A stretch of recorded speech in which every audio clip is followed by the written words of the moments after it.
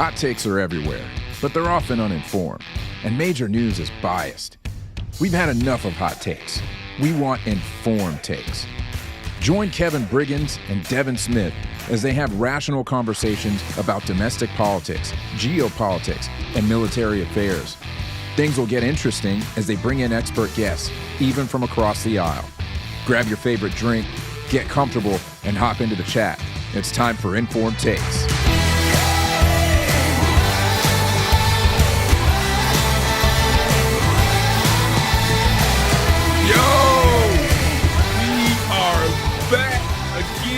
Everybody, I am Kevin Briggins. He is Devin Smith, and we are glad that you all are back with us again. Man, it's literally been a minute. It's been a hot minute. I think it's been a solid month. I think it's been a month. Yes.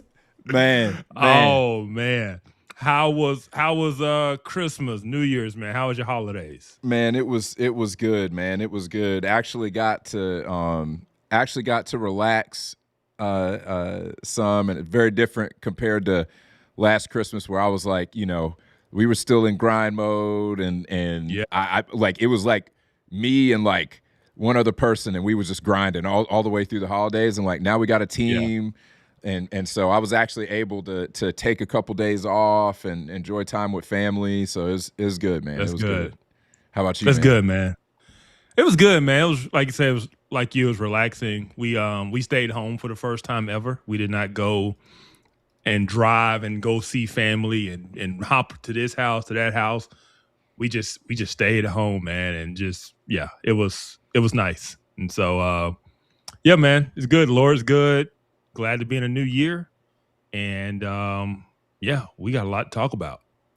We do, man. Oh my goodness, man. I was thinking over the holidays, there was so much that happened that I was like, man, do we need to do an emergency live stream? Like, there's so much stuff that happened. And then, like, I'm thinking, well, okay, first show of the year, we'll touch on some of that stuff. But the first week of the year, it's like, you can't even deal with that. We got too much to deal with just this week. I mean, I don't even remember the end of last year. I don't remember last year because this year has just started off with so much stuff. Yeah. I mean, here we go. So yeah, man. I'm gonna head this off at the pass. I forgot to make myself a drink. I ain't got no drink. I ain't even got water. I wasn't even gonna ask because all I have is water, and so I wasn't even gonna bring it up. I was gonna push and act like it wasn't a thing. I was like, at 8 minutes to go, I was like, do I have time to make a margarita? No, Devin, don't try to go do that. Yeah, man. Oh, man. Yeah. Well, I tell you, man, we've got a lot to get into tonight. So let's go ahead and jump in. I don't even know what we got up first. What we got up first? Is it Venezuela? We got to talk about Venezuela. Let's do it. Let's do it.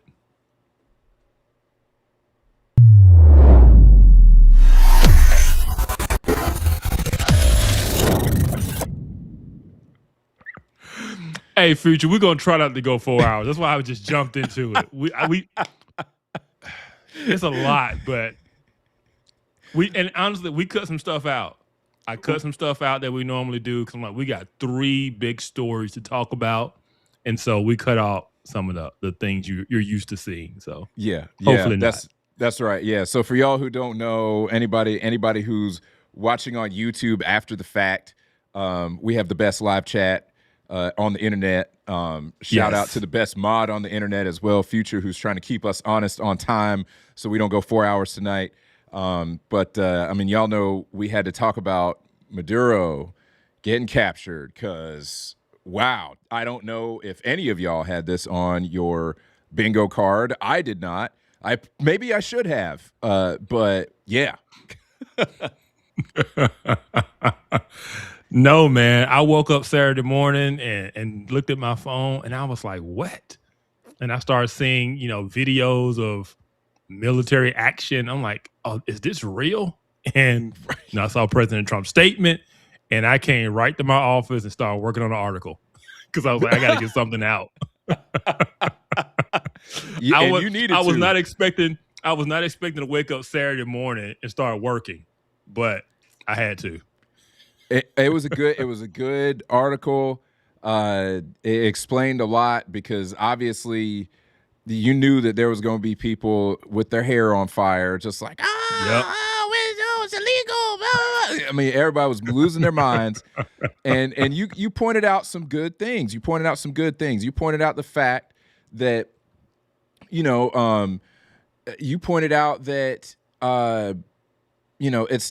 this is not the first level of escalation. This has been escalating since Trump's first term. We talk about, we can't do this or we can't do that. You showed, you talked about the Monroe Doctrine, about the fact that there is sort of a doctrine around the fact that if it's in the Western Hemisphere, especially over here on our continents, North and South America, in our neighborhood, if you will, geographically, that we should not allow foreign aggression to amass power in our hemisphere. And of course, the Monroe Doctrine. Yeah, and the Monroe Doctrine was about European powers. But when you just expand it out into just a overall principle, it's any power you don't, especially adversarial power, you don't let them gain a foothold in your backyard. And so, so this has been a thing. This has been brewing since Hugo Chavez came to power in 1999. This has been a thing, and so, I mean these communist, socialist, authoritarian regimes, the minute they come to power, the first thing they do is become anti-U.S. and anti-West.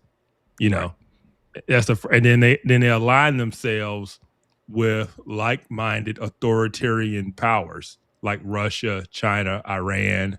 And that's what Venezuela has done for the last 25, 26 years, is align themselves with our enemies. And so this has not happened overnight. It's just, it was on the back burner because we spent, 20 years in the war on terror. And so something like this was just, it had to wait because we couldn't do everything at once. And so, we were in Afghanistan, we were in Iraq, and then, we left Iraq and we were just in Afghanistan. We moved over to Africa to handle some terrorist stuff over there. And so, we were very heavy in the Eastern Hemisphere. And we kind of neglected the Western Hemisphere. And while we did that, Russia and China kind of gained a foothold. If you remember, the first thing this administration did when they came in office was they got Panama to kick China out of the Panama Canal. So we took the Panama Canal back. That was the first move to let you know, okay, the Western Hemisphere is a big important part of this administration's agenda. And then, of course, start interdicting the boats, start talking about the drugs. He got Mexico to put troops on the border to help prevent, drug trafficking. This is truly, and I'm using this term intentionally, this is truly an America First agenda. Despite what others might say or think, this is what America First looks like. It looks like actually taking action to strengthen America's geopolitical positioning throughout the world. That's what America First is. It's not isolationism. It's not whining and crying about every military action. It's not being triggered and comparing everything to Iraq.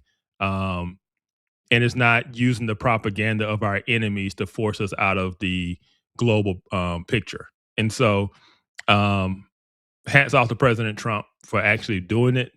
We'll see how it plays out, what the future is in terms of the long-term strategy for democracy again in Venezuela. But he sent a strong message, strong message when they went in there and snatched Maduro out of his own presidential palace. It put the world on notice. Again, the world got put on notice in the first Gulf War because it had been, when the first Gulf War happened in the early 90s, the last war we had fought was Vietnam. And the fact that we could go into Iraq, and Iraq had the fourth largest army in the world. They had Baghdad was the most heavily defensed city in the world in terms of air defense. And we took them out in a couple of weeks, and the rest of the world took notice. I guarantee you the rest of the world just took notice that we were able to go into a country, snatch up their president, get out of there, and not lose a thing. Right? And this is a country that has a lot of Russian equipment, a lot of Russian air defense, and all that type of stuff. And it was pointless. And so, the world's on notice. And so, so hats off. I know we've got some videos and stuff to show we can talk about and just really kind of dive into kind of what happened and kind of why we're going down this road.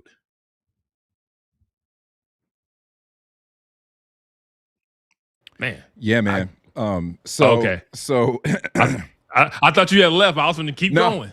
No, I'm here. I'm here, man. I'm here. So yeah, I appreciate just, I feel like I tell people a lot of times I feel like I have cheat codes because I have Kev. Like I feel like I got cheat codes because you are so good on geopolitics and military stuff that like a lot of times something will happen. All right, let me wait to see what Kev says. And there's a lot of things that you'll reveal things that I didn't know. So I'm with the audience in being thankful for your knowledge on these things. Hey man, like I told someone, because when I wrote my Venezuela article, someone who is also still in the military, they're in intel. They hit me up and say, "Hey man, really appreciate it. Great stuff. Keep it up." Just kind of gave some encouragement, and I said, "Yeah, man. My goal is always. I know people it's not going to always agree with what I say, but my goal is to bring clarity and understanding to an issue. You don't have to agree with it, but I want you to understand it.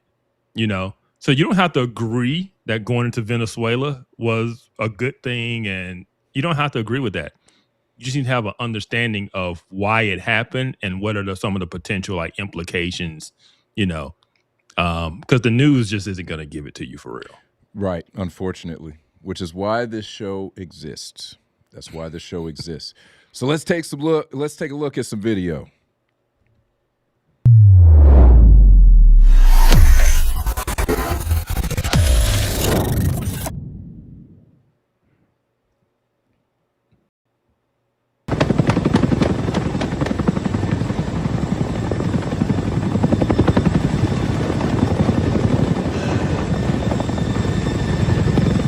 So tell us what's happening here.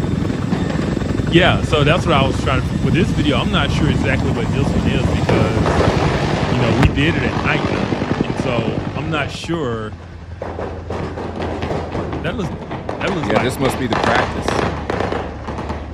Yeah, I was just about to say that looks like training.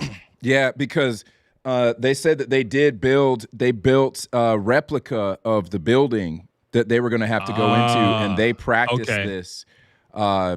They practiced this before actually carrying out the operation. And I mean, clearly practice makes perfect because they executed it flawlessly. I mean, not a single American life loss, not a single American asset loss from what I've heard. No. Yeah. I mean, that and there was even smack being talked online between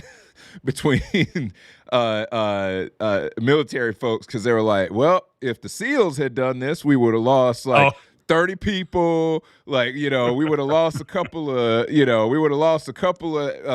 military vehicles. And I was like, dang, y'all, like it's like that. Like it might not have been as clean. And they also said that, you would have knew if the SEALs did it because they would have wrote a book about it and started a podcast. And started selling supplements. Yeah. They wrong, man.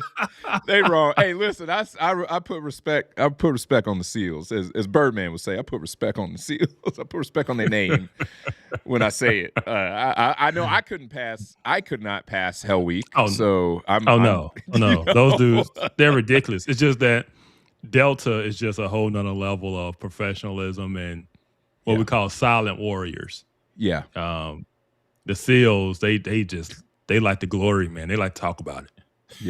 Yeah. Well, apparently it is not supposed to be that way. It's just become that way recently. I remember there's actually a dust up.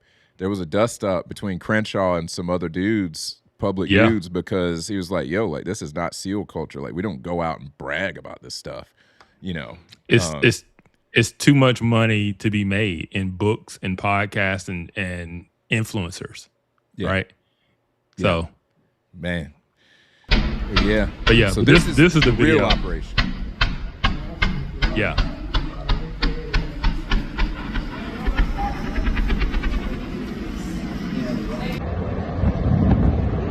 Yeah. So you can see. I think these are the helos. Yeah, those are the helos.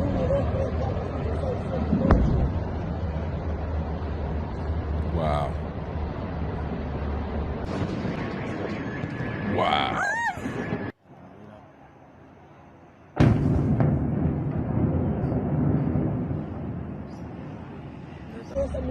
Yeah, so we're going to always have certain predetermined targets we want to hit, whether these are air defense targets.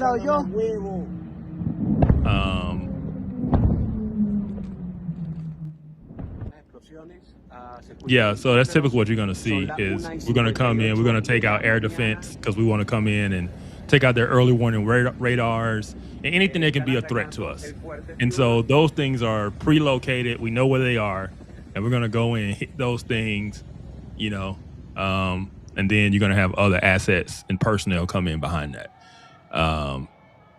And so not without knowing what wave of the operation this is, that's what I would assume was going on, is we were hitting air defense stuff. Yeah. And I think within, I can't remember how long they said it was, once the operation started, we had completely neutralized their anti-air defense. Like we owned the sky. It won't take long. Yeah. Yeah, it doesn't take long. And once you do that, you can go in and do what you want to do. And so, and then I feel bad for the guys on the ground that were on duty that night because they had no chance. Right. I mean, Delta's dropping in. You're not winning that gunfight. You just not. Right. And then, like I said, we had Apaches.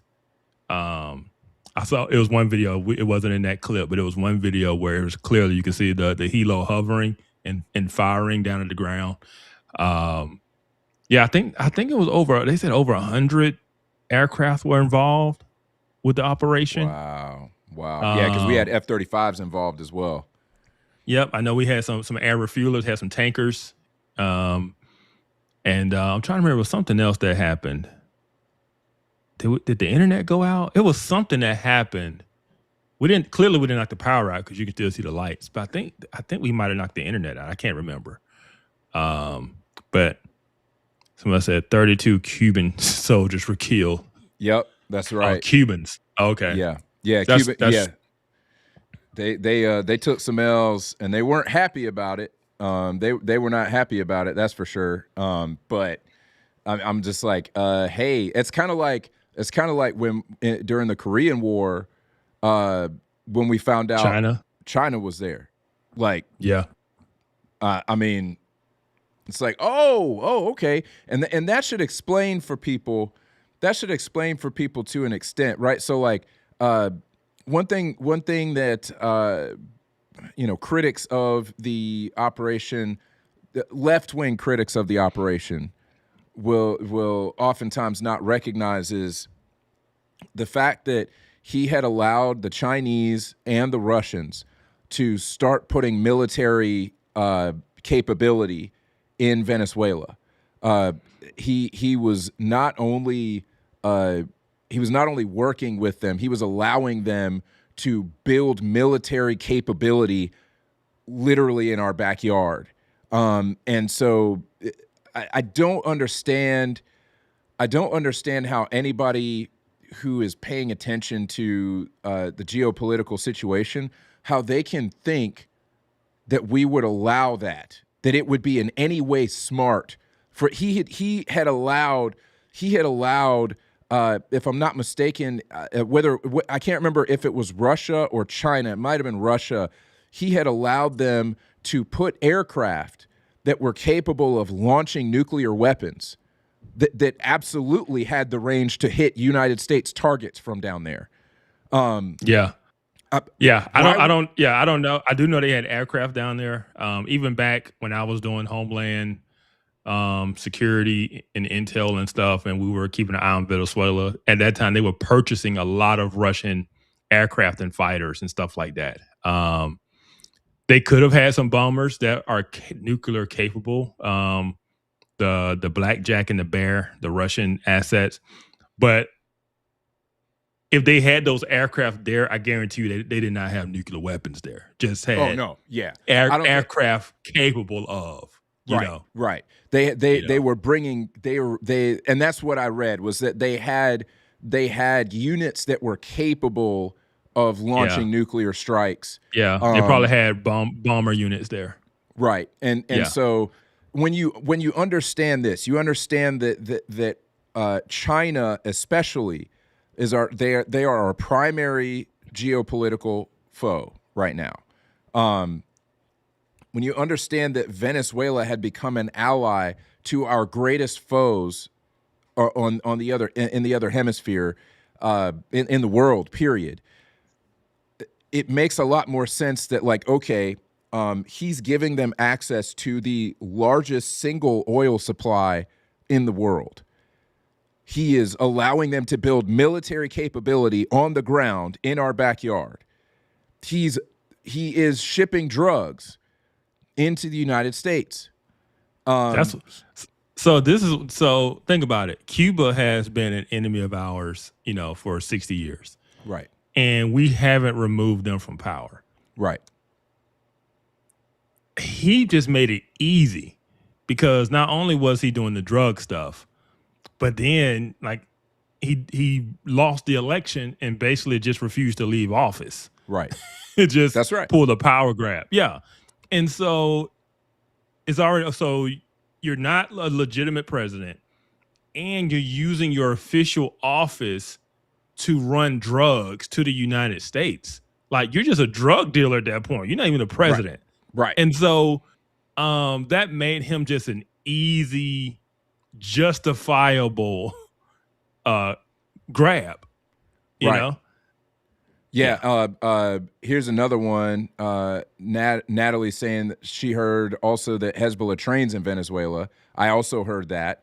And that came directly from the opposition leader, Maria Machado. I agree. I assume she knows what she's talking about there. I mean, just when you stack those things up, it's like, okay, this is a no-brainer. And here's the other problem that I have with people who are just, like they're like, oh, this is illegal and blah, blah, blah. And it's like, it's just about the oil. I'm like, it's partially about the oil. One thing that I appreciate, Trump ain't hiding that. It's partially about the oil. It is. I wish he would. I wish he would, though. You know what I'm saying? Like he straight up said it. He's like, yeah, the oil's gonna be flowing from now on.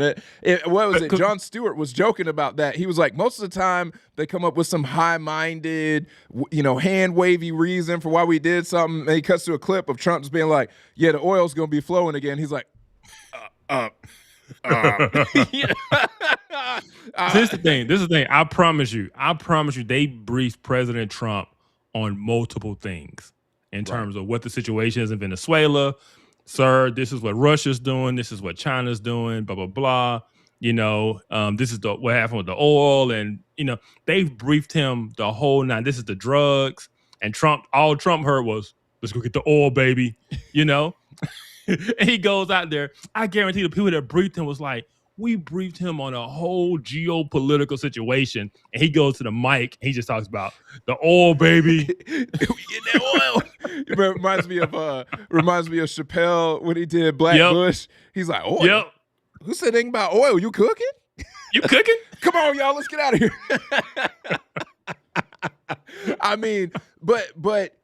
Okay, so there's the oil thing. He's not hiding that oil is a part of it. But here's the part that most people don't understand is that American companies had built infrastructure there, 20 some odd years ago, had built longer infrastructure. Than that. Yeah, we basically built their oil infrastructure. And now, so that happened in a lot of countries because when oil was discovered, even in the Middle East, those countries did not have the ability to reach the oil. Right. And so Western companies, American and British companies are what established. That's how we got those relationships. That's how, the British had a good relationship with Iran. We had a good relationship with Saudi Arabia because we were the ones who were, we made deals with them. Like, hey, we'll come in and get it out the ground and set up the infrastructure and train you and teach you, but we get a cut.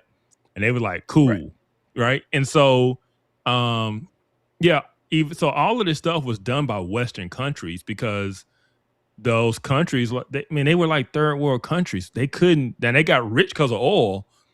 But at the time, man, no, they didn't have the technology to get the oil, refine the oil and all that type of stuff. And so, the Western, the U.S. and Britain around the world built a lot of that infrastructure that eventually, they took it over or bought us out or whatever, And so what Venezuela did was they nationalized their oil. Right. So it went from being private owned to the government saying, no, the government owns it, And in doing that, my understanding is that's what pushed U.S. companies out is the government said, nah, it's out, we got it. And it's like, hold up, we built this. It's kind of like the Panama Canal. We built the Panama Canal, and then we handed it over to them, and then we didn't like what they were doing with it, so we went back and took it back. Right. Straight up. Yeah. I mean, it's like, hey, if y'all want to act like you're our enemy, you can be one. You want to go? Like, you really want to do this right now? And that's what he was acting like. You want to be our enemy. You're working with our biggest enemies. And here's the issue, right? I feel a little bit bad for him, right? I feel a little bit bad for him because he was talking tough like he had his boys behind him. You know how somebody like come up and they talk tough, he's talking tough, and then he got. And what did China and Russia say? We need to have an emergency UN Security Council. We're gonna write a strongly worded letter condemning these actions. Yeah, I was like, so what just happened, man? Your boys, you were talking a lot of stuff. You weren't the strongest dude in the gang, okay? You weren't the strongest dude in the gang. And the other dudes left you to get clapped is what they did. They left you to get clapped. And this is what I will say. If you want to understand why Putin invaded Ukraine when Obama was in office and when Biden was in office, but he didn't when Trump was in office. That was intentional. You want to know why Hamas wasn't going into Israel and doing crazy stuff when Trump was in office? This is why. This is why. This is what, yeah, he's unpredictable and they don't know what he's going to do. Like, yeah, Trump don't care. Right. That's right. You know? That's exactly. And we said this when we said this stuff when it happened, right? If Trump was in office, Afghanistan never happens. October 7th never happens. You know what I'm saying? Like that stuff never happens. No, it doesn't. Ukraine never happens. Ukraine definitely does not happen. I can tell Ukraine does not happen. But when you got, Biden in office, they know he's not going to do anything. Yeah. And so elections have consequences. America's elections have consequences for the whole world. Yes. And that's what people don't understand. And so because of that, the whole world is also constantly trying to influence our elections. That's right. And that's what, and Russia you see and it China. so often. Yeah, Russia and China, because anybody who thinks that Russia and China wanted Trump to win are nuts. Right. Are nuts. No, they did not. They had a favorite candidate and they always had a D by their name because that's right. Yeah.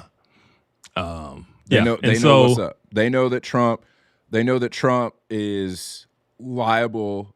Trump is liable to let the metal holler. Trump, like what he showed with Venezuela.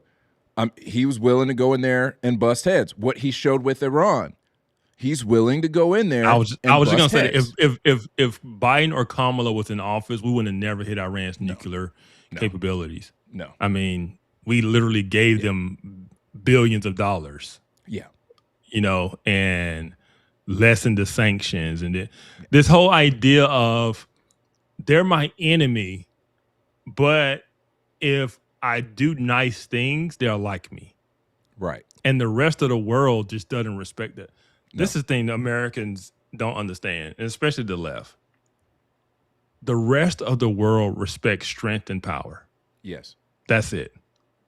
They do not respect your niceness, your kindness, how much you smile, how much you cackle, how much, My man said cackle.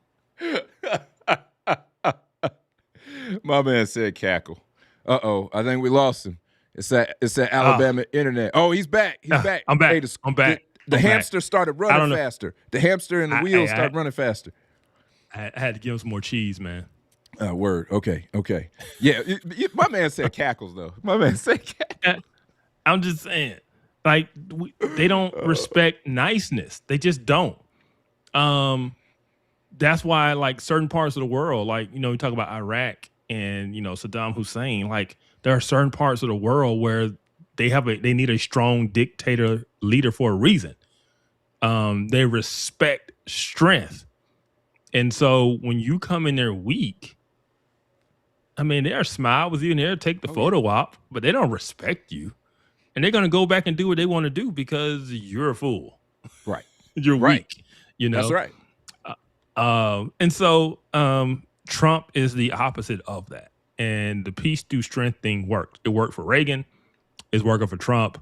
Now you do have to be, you got to use discernment. You can't go off the rails and just bomb everybody and do everything. You can't destabilize things, but there are things you can do, like hitting Iran's nuclear capabilities, snatching up Maduro, hitting the jihadis in Nigeria to help the Christians there. Like, there are things you can do that don't destabilize things, but also send a strong message of, as our Secretary of War said, and I wish he hadn't said it, but FAFO. I'm like, man, you in a briefing, a news conference, you're the Secretary of War, You can't be using stuff like that. But when Trump gets up there and when the reporters ask him questions about Maduro, and he's like, yeah, he's offered everything because he doesn't want to F around with the United States. And he's like, and they're like, oh, thank you, press conference over. I'm like, the president. I mean, then they are not presidential. No. That still bothers me a little bit. Yeah, but at the end of the day, I'd rather have mean tweets than trans people in the White House. Like, thank you. That's one of the things I point out. That's one of the things I point out when people are like, oh, they're botching everything, yada yada yada. I'm like, is this really botched? Or you just don't like it. It's not necessarily botched. You just don't like it. You don't like how it feels. But like, but do you want? And I would love sometimes to like. I was like, hey, you remember this dude? You remember this bald dude who was stealing women's underwear in the airport? Mm-hmm. He was stealing suitcases and stealing women's underwear. The dude that dressed like a woman. The bald-headed dude that dressed like a woman. Yes. Yeah. So you want that? He was involved with the nuclear program. You want him? You want him involved in that? Yeah. The health secretary. The health secretary who thinks he's a woman. Yeah. You want he real the health healthy, secretary right? got mental health issues. Who's also overweight. You know what I'm saying? Like, I'm sorry. You want that administration back? That's really what you want. That's really what you want. Yeah, because it was diverse, and diversity is our strength. Yeah. So Matt asked, is it good to leave the VP of Venezuela in power? Great question. I would say it's a smart move because, like I said, you don't want to destabilize things. So it's not that, oh, she's great and she's a wonderful person and the people love her. It's stability, and she's going to play ball with us because she just saw what happened to the president. So it almost doesn't matter who's in there right now because they're going to play ball with us because they don't have a choice. And so she's just a figurehead. Like Trump said, when Trump said, we're going to run the country, that's what he meant. He didn't mean that we were going to fly down there. He's saying she's going to do what we tell her to do. Right. Right. And I don't know if you saw, they announced that we're going to take 30 to 50 million barrels of oil that they have at sea right now that we've blockaded in, and we're going to sell it on the market at market value. And then we're going to take those proceeds and we're going to determine like where it goes in the country. Like, we are running their country for them. They don't have we have their purse strings. They don't. That's what he meant. And that's what they're doing. So she's in power. She's there to make sure things run and things like that. But if they were in their like cabinet meeting, she'd be like, let me call the US and find out if we can let me call the real president of Venezuela, Marco Rubio. Yeah. Let me call Rubio and ask if we can fund that.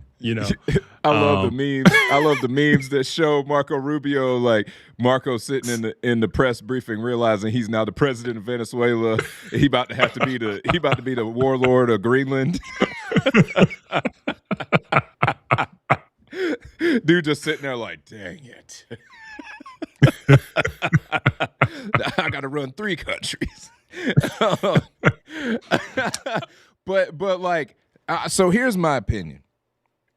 My opinion is that they should, clearly the people of Venezuela spoke. They were just not heard. I think that they should allow for either Machado or the other guy who supposedly won the election. They should allow for one of them to become the president. I'm hearing that they are going to allow Machado to become the president. I'm not 100% sure on that, but that's what I've been hearing. No, because I think Trump said that she can't be. He said she doesn't have the support. I don't know what he meant by that, but he said she doesn't have the support. Because you got to remember, the election she lost was in 24. I think so. And so someone else ran in 25. I forgot his name. It was a guy. Yeah. And he won in 25. Yeah. And Maduro just didn't leave power. So she's like 2 elections ago. Oh, got it. Okay. And so she's still very outspoken. She got a Nobel Peace Prize. And I think she's popular. But like I said, she was 2 elections ago. Got it. So, and it's one thing too. Dropping when Trump says she didn't have the support. If she's dropped in, does she have the backing of the power brokers in the country? Like, does she have the support of the military? Or is it going to be like disastrous because no one that respects her likes her? She doesn't have the will. She can't force her will and run the country, if that makes sense. And so that's why I say you got to be very careful who you snatch out and who you put in. That's why I think it's a good idea for the VP to be in right now, because she's holding the current power structures together. So everything kind of still runs as normal. Whereas if you put, I think Machado in there and she doesn't have that local influence support, like it could go wrong. Because all of a sudden it'll just be people jockeying for her position to knock her out and take over, kind of deal. Right. Yeah. And so I think they're going to, I don't know when they're scheduled for another election, but I'm assuming they're going to have another election. We're going to make sure it's a free and fair election, and whoever wins that, is going to be the president. Yeah, that's good. And yeah. That's good, man. That's it's a good day for them. Yeah. I think we had a couple of more things. We do. Just things to show, like people celebrating and things like Venezuelans that. Celebrating and much to the chagrin of leftists, they hate that junk, but Venezuelans is loving it.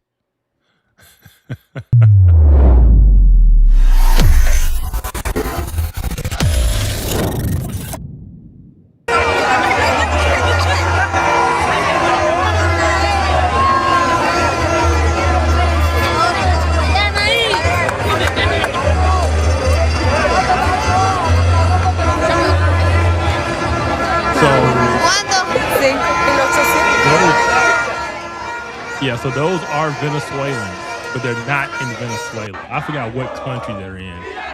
It's another Spanish country or Latin American country. Yeah. But people don't realize since Maduro came to power in 2013, 8 million Venezuelans have left the country.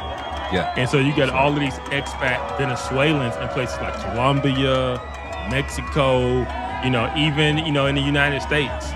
You saw a lot of celebrations in Miami because they're down there where the Cubans are. These people are celebrating because, they left because of him, because it got so bad, Right. And so those are the people you're seeing celebrating. Is typically Venezuelans outside the country. Because I don't know how much freedom there still is inside the country to celebrate. Yeah, remember, they were still living under a dictatorship regime. You don't just go out on the streets and celebrate the president got kidnapped. Right. And I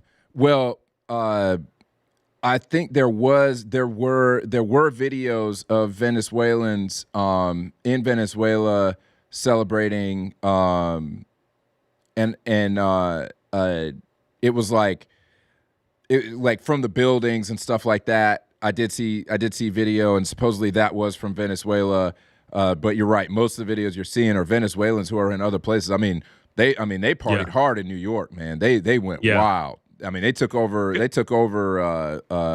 What was it? I can't remember what the name of the place is where they have the New Year's ball drop. What's that called? Radio City Music Hall? No.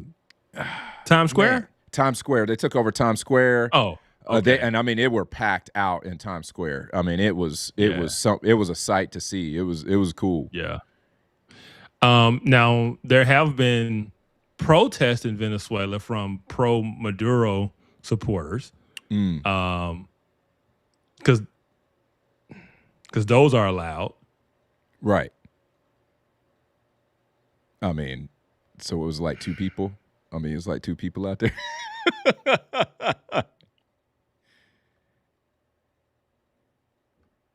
Them hamsters, man. Oh, I mean, can you see me? I can see you. I can now. All see you. Okay, yeah, we can all see you. Yeah. Okay. All right. It was frozen on my end. Oh, okay. Yeah. I mean, like, yeah, you said it's like protesters out there because that's allowed. I'm like, was it like two people out in the street in Venezuela? No. When you got them kind of regimes, man, they make you get out there. So you don't know if those people are legitimately upset, Right. or they're just made to go out there and perform. Right.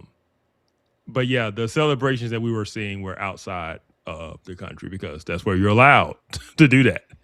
Yeah.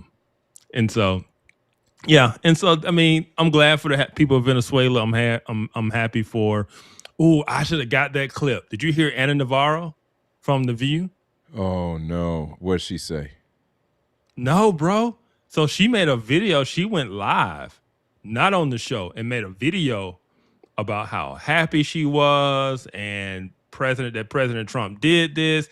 She was giving him his flowers. And then she went on The View the next day, and Whoopi was trying to talk about how it was illegal and all that kind of stuff. And she was like, we don't care. She was like, we are happy that this happened, that President Trump did this. Like, I was waiting for her to put a MAGA hat on. Man, so did her and Whoopi get into it, or did Whoopi back down? I mean, Whoopi back down because she was emotional, and she was like, you don't get it. All of us Venezuelans or Cubans, like she just started naming off the list. She was like, we've been waiting for this. Yeah. That's awesome. And she was like, this is a joyous day. She was just happy. Yeah.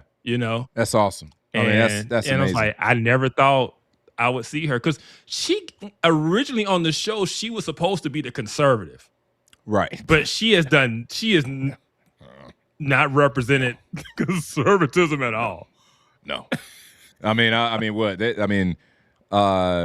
They had Candace Cameron on there for a while. Candace Cameron is an actualist, or Candace Cameron Bure, I guess. She's an actual conservative. That didn't last because she's a real conservative. But she's also she can't hang in there with Whoopi. Whoopi was a bully. She's nice. She's a true Christian conservative, and she's very nice.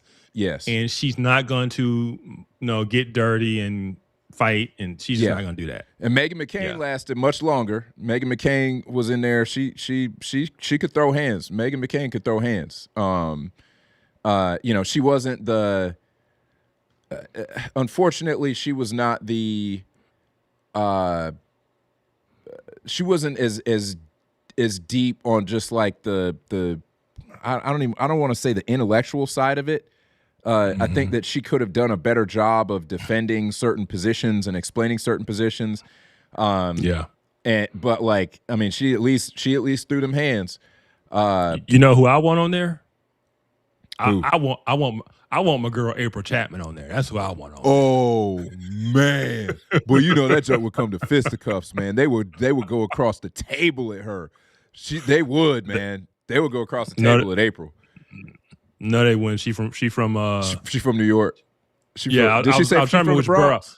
Yeah, the Bronx. Yeah, I was trying to think, was it Brooklyn or Bronx? I think it's the Bronx. Yeah, they would. Yeah. I think I'm not saying that they would go across the table because they thought they had hands.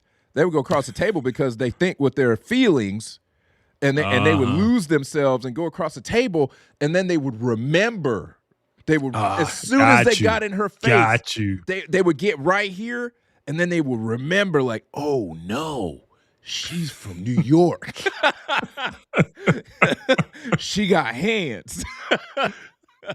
And it'd be like the Chappelle skit, and it freezes. Yeah. Like, yeah. When keeping it real goes wrong. Yes. At this moment, Tyrone knew he had messed up.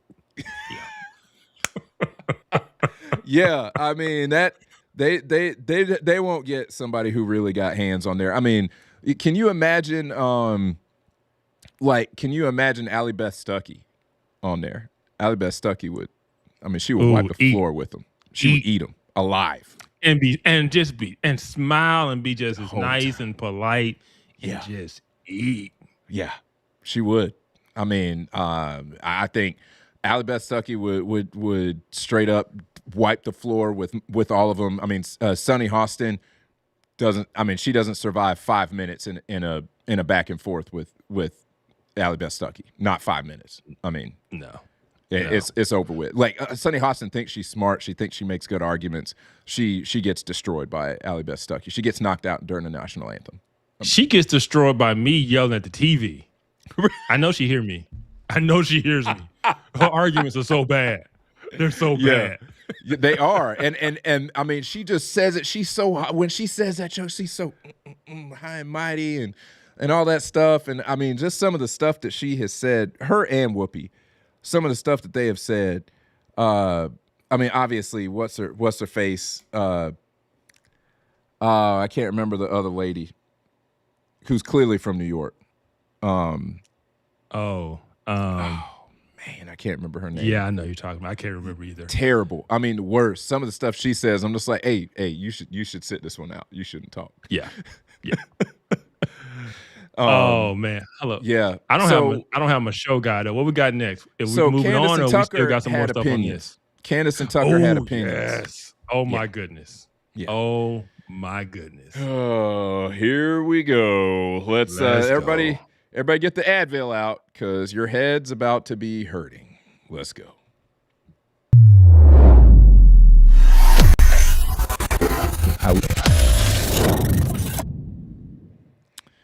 This guy. Ben Shapiro was just sitting there being interviewed by Megyn Kelly and said something. He said something like, well, Tucker Carlson's, for Maduro, the communist leader of Venezuela, who I guess were on the way to killing or something, forcing out, regime changing him. And he defended Maduro. Didn't, actually. And Megyn Kelly says, well, Tucker said in his show that Maduro, most people didn't know this, whatever his many faults, I wouldn't hire him as an economist, okay? But whatever his many faults, has the most socially conservative country probably in the hemisphere. So Venezuela is just a fact. I mean, I didn't make this up. I'm not in charge of Venezuela. Just noticing that Venezuela has banned pornography, banned abortion, banned gay marriage, banned sex changes, and banned usury. You don't have credit cards with 40% interest in Venezuela. Okay. Ben Shapiro responded this way. Tucker's made the point, I'm not going to here to be Tucker's defender, but he's made the point that Maduro is culturally conservative. Who gives a shit? The guy's a communist dictator. Everyone in his country is eating dog. He's shipping fentanyl to the United States to kill Americans. Why do I give a shit whether he's anti-LGBTQ rights? Who gives a shit? I do. I'm not moving to Venezuela. I'm not pro-Maduro. But I care about that. Why wouldn't I care about that? I've got kids. First of all, I'm against abortion. Sorry, unpopular. I feel that way. I think it's really sad. I would personally become poorer to end abortion, voluntarily become poorer to end abortion in the United States. That's not a choice. Don't want to become poorer, but I would because I care about it. Maybe you don't. Maybe you're offended that I do, but I care about it. Lots of people care about it. I don't think pornography is good. That really hurts people. I don't think pretending that the sexes are the same is good. And you claimed that you didn't think it was good, but it turns out, quote, I don't give a shit. Maduro's against Israel. Oh, there it is. There it is. Yeah. It always comes back. So, yeah. So if you go back out to Candace's Ben Shapiro was just saying that. No, scroll up. Oh, is that it? Is it down there? Maduro was trafficking drugs. Only the Mossad and the CIA are allowed to do that. Yeah, but at the top. Then her comment should be at the top. Like, is it her post? Yeah. Oh, yeah. There you go. Okay, yeah. Venezuela has been liberated, like Syria, Afghanistan, and Iraq were liberated, in quotes. The CIA has staged another hostile takeover of a country at the behest of a global of globalist psychopaths. That's it. That's what is happening always, everywhere.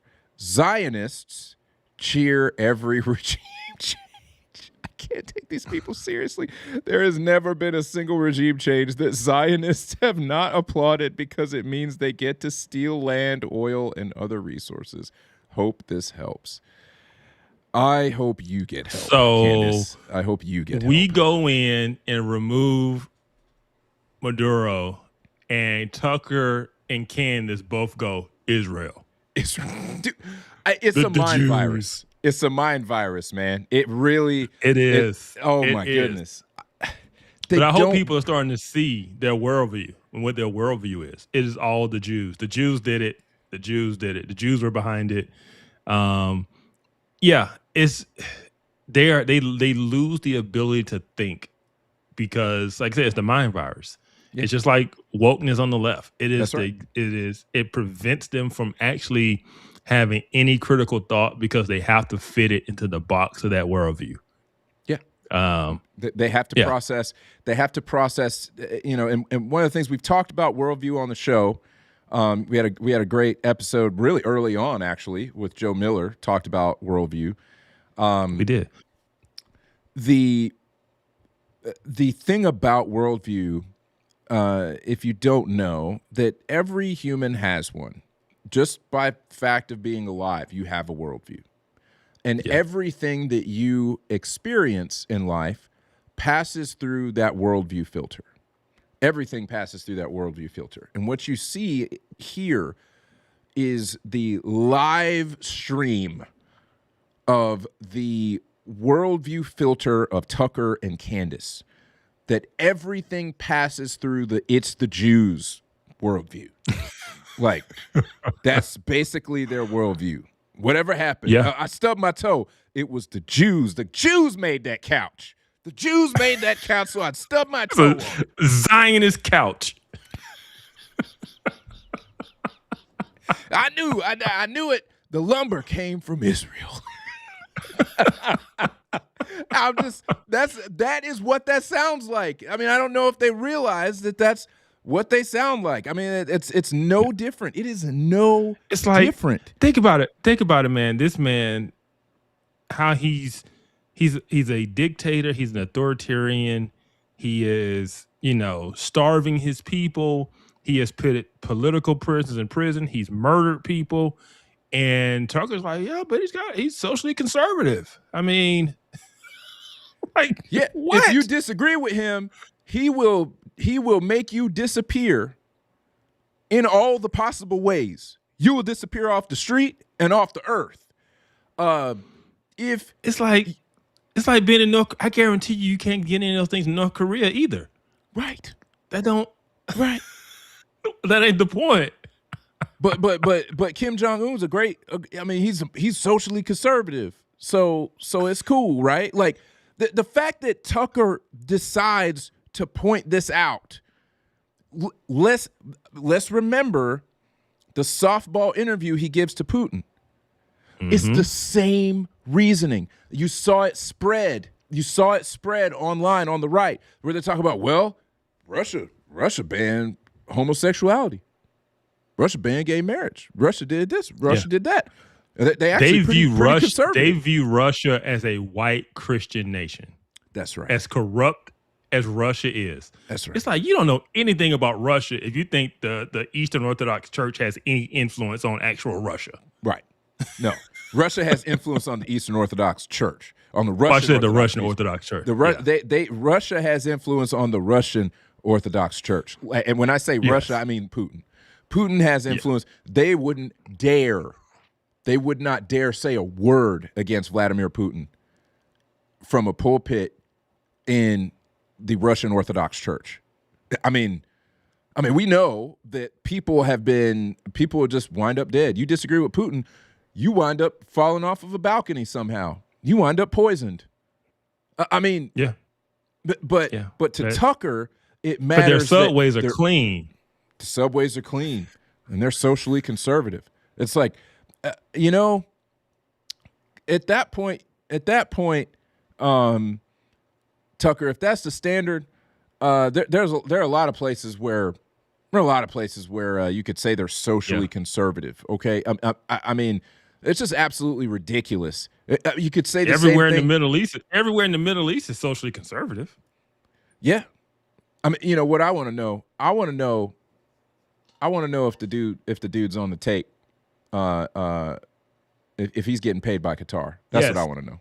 So I cannot verify if this is real. But before we came on earlier this evening, I was watching, I was on X, and someone in Iran is filming their TV with their phone, and they're talking about Tucker Carlson is on Iranian TV, and the bottom of the screen is all, I want to say Arabic, but it's Iran, so it's probably Farsi, right? Going across the bottom of the screen. This is not American TV or American. It is foreign TV, and Tucker Carlson's show is playing. And on state TV, why are they running Tucker Carlson's show on state TV in Iran?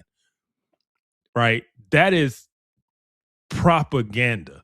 They're not running Tucker Carlson over there to their own people because they know he's not going to come with some pro-American message, right? They know that he's going to give a message that they like. He's going to talk bad about America. He's going to talk great about Iran. He's going to talk bad about Israel. They are playing Tucker Carlson on Iranian state TV. That's just wow. So if you ask me, is he on the take? Absolutely, he's on the take. He was in Qatar talking about buying a house and how great Qatar is. Like, this dude is on the take. Has the nerve to hide behind an America first claim. Yeah. Like, no. I'm like, do you understand what it means to be an American anymore, my guy? Search Scripture, Drink Coffee says, yes, Goldie Gamari is filming it, and they're playing that's what Tucker praising the Islamic regime on loop. So that's crazy. So maybe sit this one out, Tucker. Maybe you should sit this one out, my guy. If you can't understand that we ain't for that over here, that being a conservative would kind of bar you from being for that, maybe you need to sit this one out, man. Maybe you should just put the mic down. I am against where we have become as a society. Like, I'm against, all the liberal progressivism. I'm against the LGBTQ agenda. I'm against the radical abortion laws and all this type of stuff. That's right. Those are things we want to see go away. 100%. I'm just not willing to praise a dictator or align myself with people who are horrible, deplorable their own way just because I don't like something over here. Right. That's right. It just doesn't, I don't know. It's almost like, I don't know, it's like you don't have any principles. Right. Or you're willing to sell out some for others. It just, I'm going to plant my feet and I'm going to punch left and right. That's how I roll. My man. That's exactly how I roll. I was explaining that to somebody else the other day, that, we get, when we go live and we talk about certain things, we get leftists in the chat, we get woke right in the chat. Thankfully we have a great live chat, and they usually handle these people for us. We don't even have to say anything for the most part. They get on, but those people are great content though. I mean, I got to hand it to them. They give us great content, but we have to punch left and right, because just because something comes from somebody who says that they're on the right doesn't mean it's right. All right. Puns intended. But I would say if you're going to be like, oh, well, they're socially conservative, but you're going to ignore the fact that they murder people who dissent. I'm not willing to say that we should we should basically just murder people who are not following what I know to be true as the biblical way to live, right? Like, you don't go around, that scripture doesn't sanction us doing that. So for Tucker to claim he's a Christian, but co-sign the Islamic regime, co-sign Maduro, it's like those people don't, they're not on your side. Because they maybe they score some points potentially on some of that stuff. No, I'm sorry. You didn't own Ben Shapiro on that one, Tucker. You still holding the L on that. Big time. All right, man. Last thing I'll say on this is that it's funny how they went from no kings, and I think someone in the chat said this right. The left, they was chanting no kings, and then a king gets removed, and they're upset about the king getting removed. It's just as hypocritical. It is just as hypocritical as my boy Colin Kaepernick protesting oppression in America and then coming to the press conference with a Fidel Castro t-shirt on. Like, that is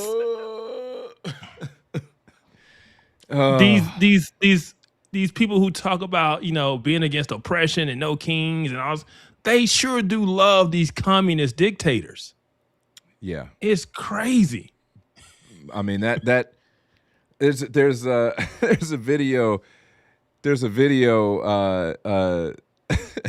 that I watched that I think is hilarious. But there's a line in that video that is just I've been using it, and it's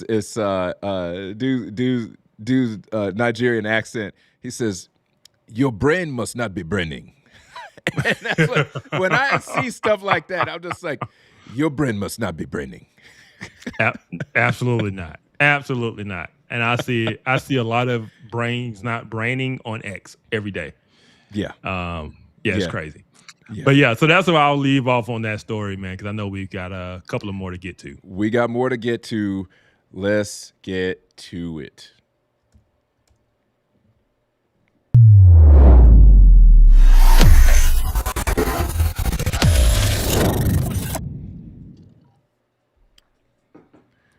Yes. So the ice shooting. If it's probably not fair to call it that, right? Like, it's probably not fair to call it an ice shooting. I questioned whether I should say that. That's what it is. I feel like some people will take that and they'll just run with that and not consider a lot of the points that we're going to bring up here about why. Whether and why it was justified. You know what I'm saying? Like, they'll be like, "Oh yeah, it was an ice shooting." It's like, well, there was also something that made that happen. Yeah, I mean, it's an ice shooting. It's like a police shooting. It doesn't mean justified or not justified. It's just what it is. It was an ice shooting. Right. Now we got to talk about what happened. Yeah. And so I think that we've got some video here for people to see, and then we can discuss. Yeah, but let's I know most people have seen the video, but I just want to put the disclaimer out there. Hey, this could be a disturbing video, so just kind of trigger warning. It's not bloody or anything like that, but you are going to see a shot get fired. We know what the result of that shot is, and so just throwing that out there. Yes. Fair warning. Fair warning.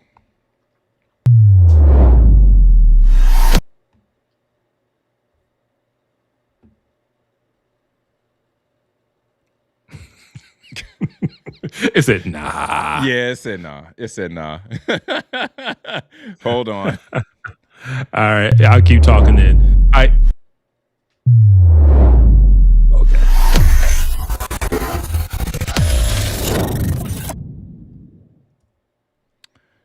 Man, my stuff is just acting wrong. Here we go. All right, so this was the original video. That's her in that vehicle right there. They pull up. Their lights are flashing. Their lights are on. They get out. He tells her to get out of the car. Get out of the car. Shame! Shame! Oh my fucking God!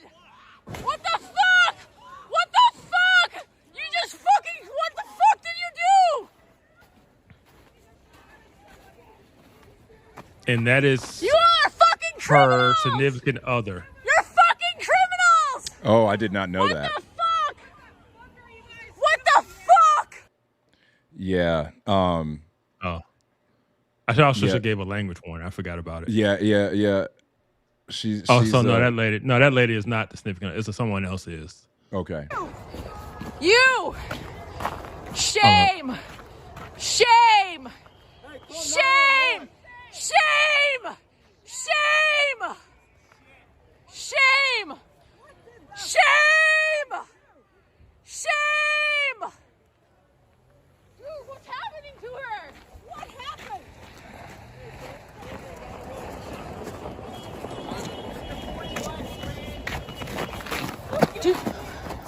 Okay. I did not see all this, so I don't know.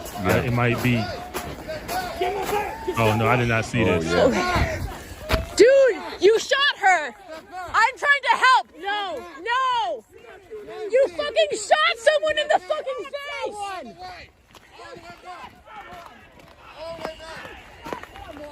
You shot someone in the fucking face! Do you have a conscience? Do you have a conscience?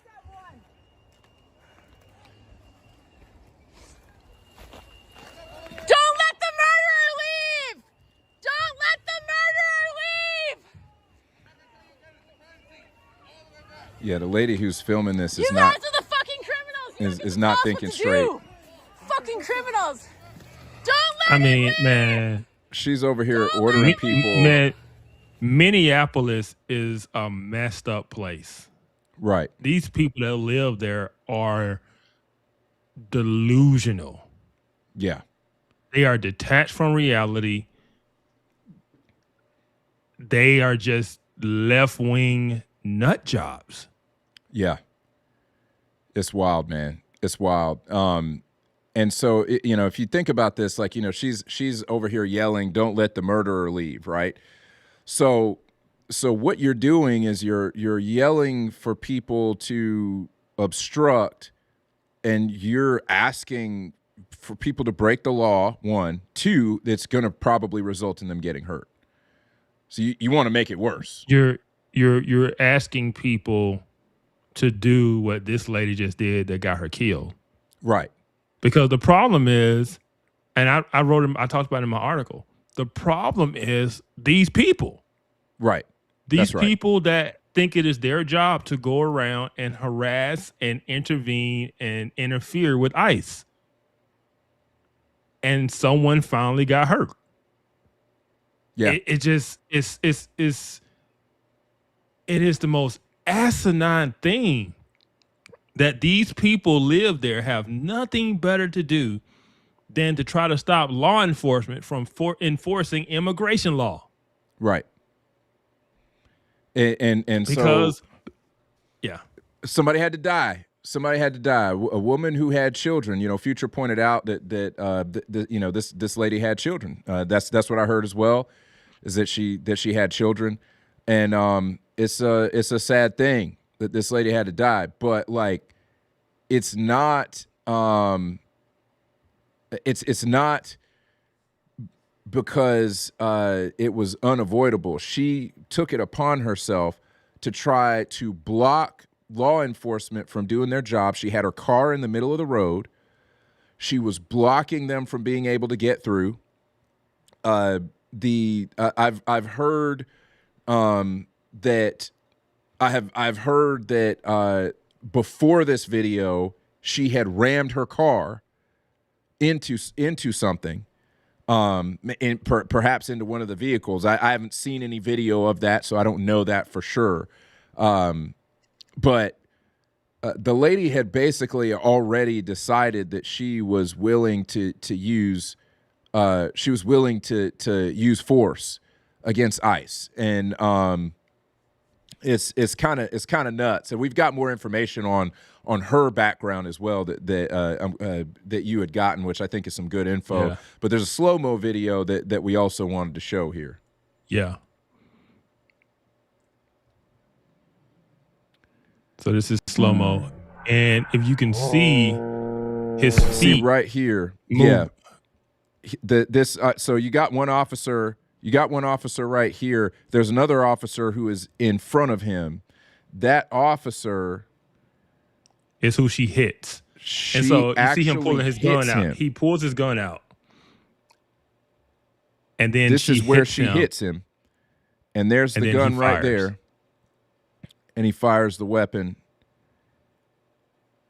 There it is. Fires the weapon, and she gets hit. Because she's being irrational. Because the other cop, the ICE agent coming to her door, said, "Get out the vehicle. Get out the vehicle." And instead of getting out of the vehicle, she decides she's going to try to leave, even though this other officer is in front of her vehicle. She doesn't care. She is going to get out of there. So whether she was simply trying to leave and she didn't care if the officer was there, or if she was trying to hit him intentionally on her way to leave, like either way, she created this situation. She made a decision. She could have stopped. She could have gotten out the way like they told her to. But when you are delusional and deranged, and you have been told that these people are Satan, and you're irrational and emotional, this is what happens. That's right. And I think it's important for people to know the officer who she hit 6 months earlier while doing the same type of work, he got hit by a vehicle and drugged like 300 feet. Oh, wow. Wow. I did not know that. Yeah. He required 33 stitches. And so here it is again. Right. That's why he draws his weapon immediately when she starts coming towards him, and you and I have people, it's like he should have just dove out of the way. Like, but people don't realize, so people think he's stepping back. He's not stepping back. He got knocked back. She actually hit him. Yes, she did. She hit him. There's another angle. Wasn't he did not sidestep the car and then fire the bullet. She hit him and then he fired. Right. That's exactly right. And I'm gonna see if I can find it. There's actually another angle of this video where it shows definitively that she hit him. You can see the car impact him. Yeah, you're exactly right. He did not step back. He got hit, and then he sidesteps so that he doesn't continue to get dragged by the car or to go up under the car. And so this whole idea that he was just like being reckless is ridiculous. You think about yourself in that situation.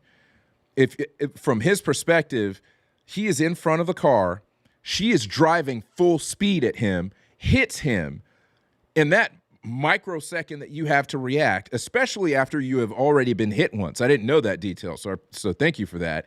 He's already been hit before. Yeah, if it's going to be you or me, it's going to be you. It ain't going to be me, because you chose to break the law. A vehicle is a deadly weapon. That's right. And if you're in a vehicle and you drive at a law enforcement officer, they are authorized to use lethal force because your vehicle is a lethal weapon. That's right. That's right. And I really want to know, I can't wait for more information to come out, because there's a video earlier of them driving by ICE. It was a picture. It was a still shot. And the girl who was driving just there was in the passenger side. Her significant other was driving. But when she got shot, the significant other is out of the vehicle. She's now in the driver's seat, and the significant other, I think, is filming. And so, wow. The question is, what were they doing? Some people have suggested they were trying to agitate and get it on camera, and it went wrong. Yeah,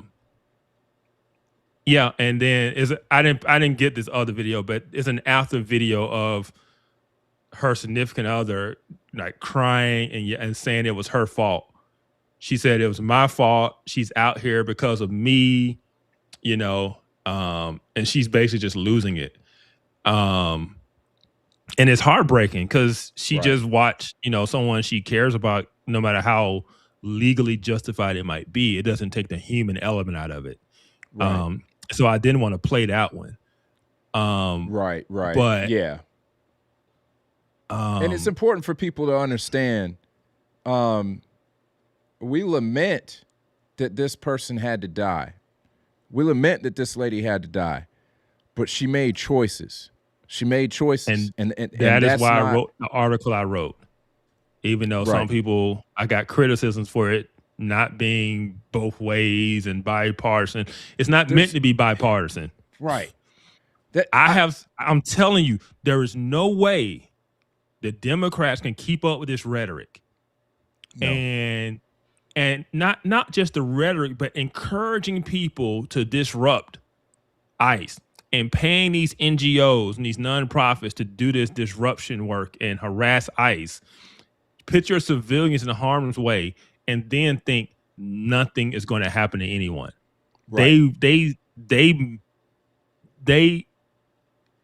put in place the parameters of this situation for this to happen.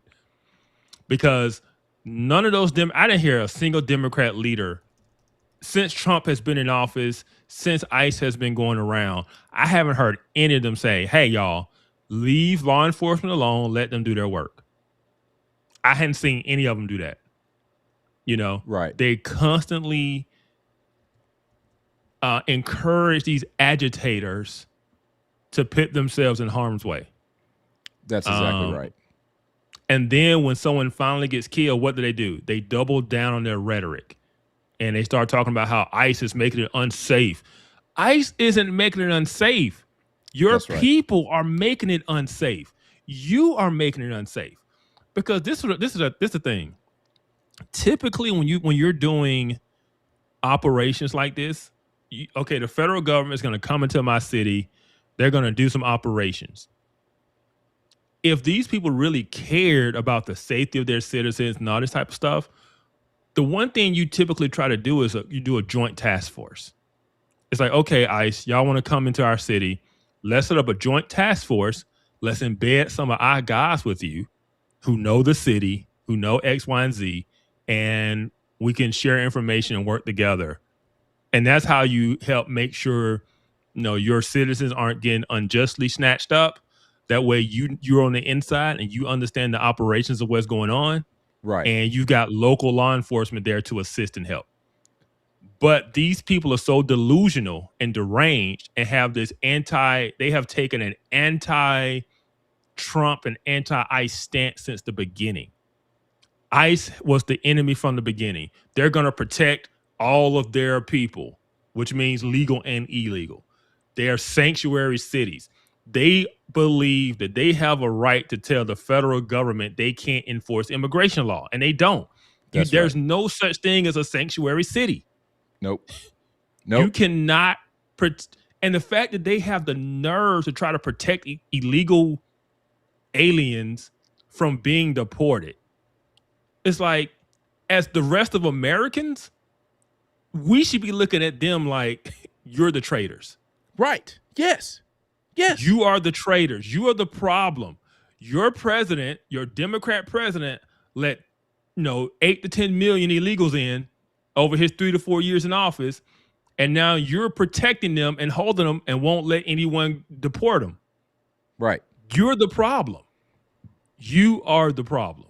That's right. And now you got this girl killed. That's right. Because you mobilized your citizens to agitate and disrupt. That's exactly right. And somebody got shot. That's right. And they got to hold it. There are consequences, and I hate to say it, you play stupid games, you win stupid prizes. And so we got this video here of the other angle. Okay. So you can see that's where she hits him. And it's gonna show in slow motion right here. Yeah, she Bam. hits him right there. She hits him. And then he sidesteps so that he doesn't get run over, and he fires. Yeah. But it's evident here. She is not concerned with what happens to him. She is not concerned with whether she hits him with the car or not. The way that she is slamming on the gas when he's right in front of the car, the way she's slamming on the gas, and maybe she's looking to the side and she's not looking to the front, but the way she's slamming on the gas there, basically she's made a decision that whatever is in front of her is getting hit. That is at that moment, that 2-ton car becomes a deadly weapon, and you will be met with deadly force. End of story. Literally end of story right there. Yeah, because let's be honest, if she had a hit him square on and killed him, those people would be celebrating. Right. Right. Those people would be celebrating if that ICE agent got seriously hurt or killed. That's right. They would be. I mean, you got to think about it, right? Think about it. What happened when Charlie got shot? And he was just sitting there talking. Sitting there talking. It was. I saw a meme. You think they wouldn't have been on TikTok and stuff celebrating that dude getting wiped out? No, they absolutely would have been celebrating that for sure. They would have been celebrating that. I saw a meme. It was the healthcare CEO getting murdered, and they're like, yeah, he deserved it. Yeah. Trump gets shot in the ear, and it's I hate the shooter missed. Charlie Kirk gets killed, and it's that fascist got what he deserved. And then this woman gets killed, and they're like, oh, she was peaceful. It's like, yeah, he should have jumped out the way. These people, their brains aren't braining. Yes, they said. Really aren't. They can't be consistent in a principle. It is like, I don't know, it's like they have no morals. They have no principles other than as outside of, how do they like to say it? There's no truth but power. Like, right. Only what works in their benefit, that's what's right. Right. That's right. They don't have hard principles. It is simply what is in their favor. That's why I was making the comparison. Talking about Castro. Like, how can you be pro Cuba, pro Castro? Like, they're pro all of these socialist dictators because they're socialists. They like them, right? But they're not against dictators. But then they have March No King's Day, right? Because they just want they prefer a different type of dictator. That's right. Or a different type of king. They're not against kings. And it's all word games. It's all fake. It's all, these people, they just don't have a set moral worldview or foundation other than standing for the oppressed, whatever that group is that day. Correct. Today is immigrants. Correct. Today is, and so they jump from one thing to the next. And that's why I wrote in my article. I talked about mental illness on the left because it is a major problem. It's out of control. Major problem on the left. Yep. And when you understand their worldview, it makes sense. They are hopeless. They are constantly on edge. They're worried about everything social justice wise. And so when everything is an issue of social justice, and you all around you see racism, you see disparities, you see sexism, you see misogyny, you're constantly inundated with this, and you're worried about it all the time. And then you put climate change in, and you think the world is going to end if we don't start recycling. I was going to say that. These people live in constant anxiety and fear. They have no hope. They have no joy. They won't have kids. They have nothing to live for. And they have a serious mental illness problem. And the Democrat Party and these progressive activist leaders are playing into that and constantly drumming up the fear and constantly playing into the rhetoric.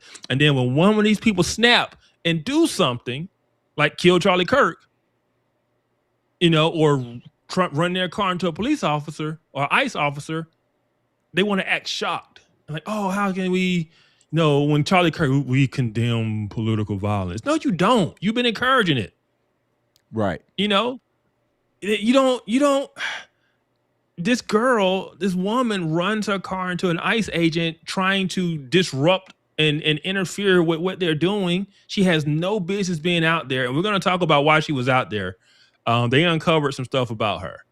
Yes. But the immediate response from Tim Walz and the mayor is to demonize ICE, talk about how ICE is making their city unsafe. Tim Walz is talking about calling up the National Guard. So you're going to try to call it the National Guard to oppose the federal government? You trying to start a civil war? Right. That I don't think he understands that that's what he's asking for. Like, you idiot. And all over, and this is the issue, right? This is the issue. We are at a point now, we disagree on what is right and wrong so much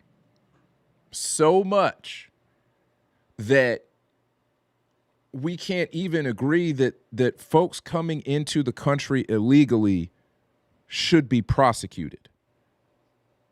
That immigration should be enforced. We can't even agree with that. Or that you just have a simple right to. The citizens of a nation have a right to say who comes into the nation. Right. Right. This whole open borders, this whole we are the world and we are one. And anybody, if that's the case, then don't tax me no more. Thank you. Yeah. Like if that's the case, we don't have a country and therefore you can't tax me. No, we just living in open area of land. We own some land. Yeah, that's it. On the globe.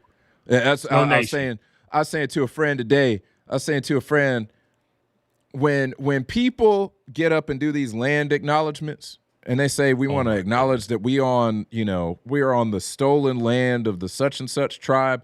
I'm like, hey, Turtle Island. Right. One of the first things that should be required of anybody who gets on a mic and gets up and says that in front of people, you should come with the title, the deed in hand. Okay? You come with the deed in hand, and you should be the first one to give up your property to those folks. And hand it over to a Native American. That's right. That's exactly right. But they're not going to do that. They're not going to do it. They're not. Hey, you know that dude that it's a white guy, and he makes these videos about how he's transracial, and he puts on a do-rag, and so this he put on a full Native American costume. Oh my goodness. Red paint on his face, and he went to someone's house who had one of those signs outside their house.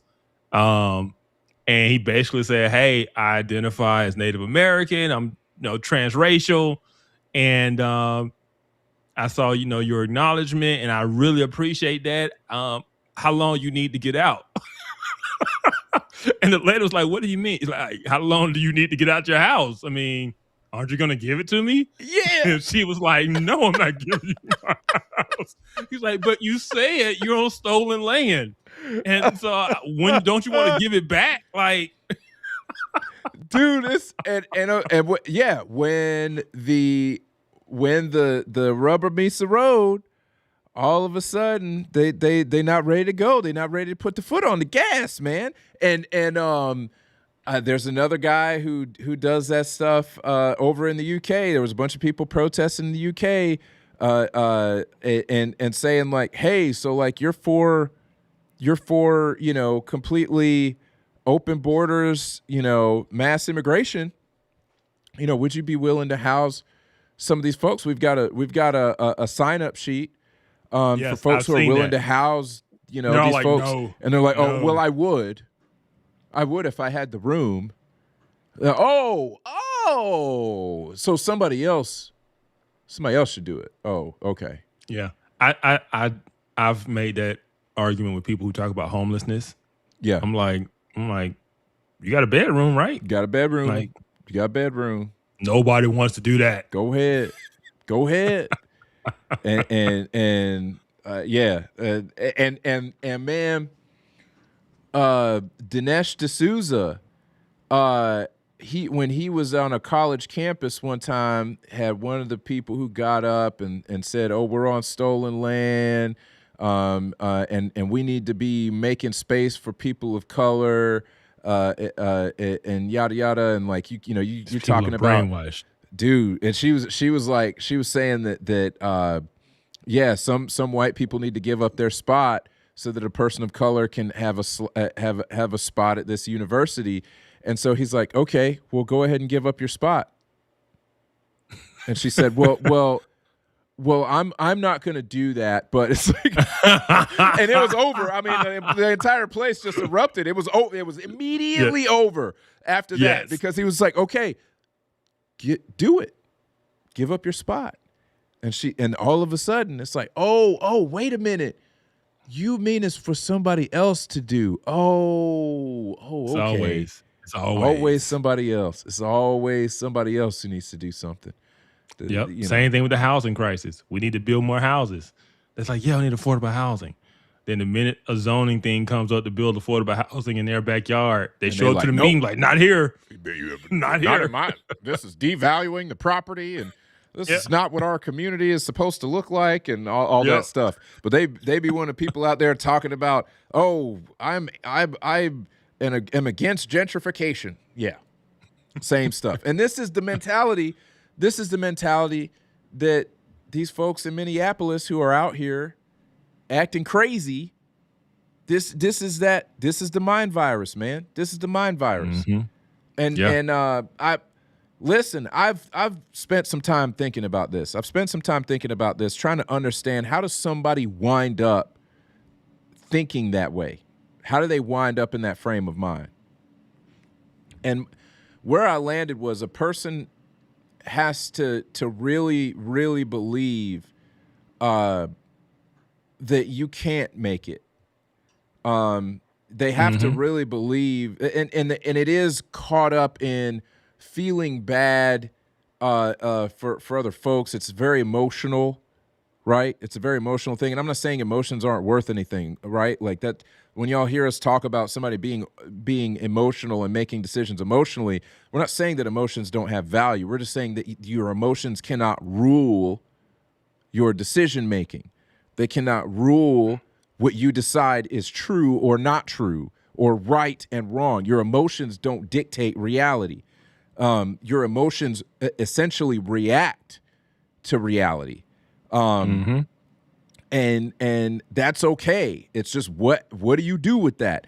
And so when you have somebody that's completely set on their entire way that they engage politically, their entire way that they judge right and wrong based on whether they feel guilty or not, or whether they feel bad for this person or whatever, you are going to have the mess that we just watched. You're going to have people eventually who take that to its logical conclusion and decide that they are going to fight what they consider the evil in the world.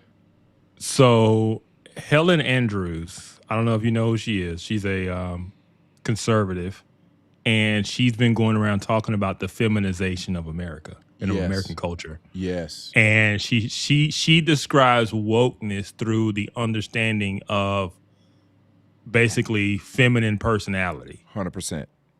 And a lot of the things we're talking about feelings, you're talking about this idea of always caring for everyone else.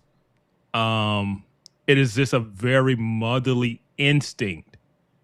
And once they label a certain group as someone who needs help, nurturing, to be cared for, that's all they can think about. And that's all they want to do is care for these people, these poor people.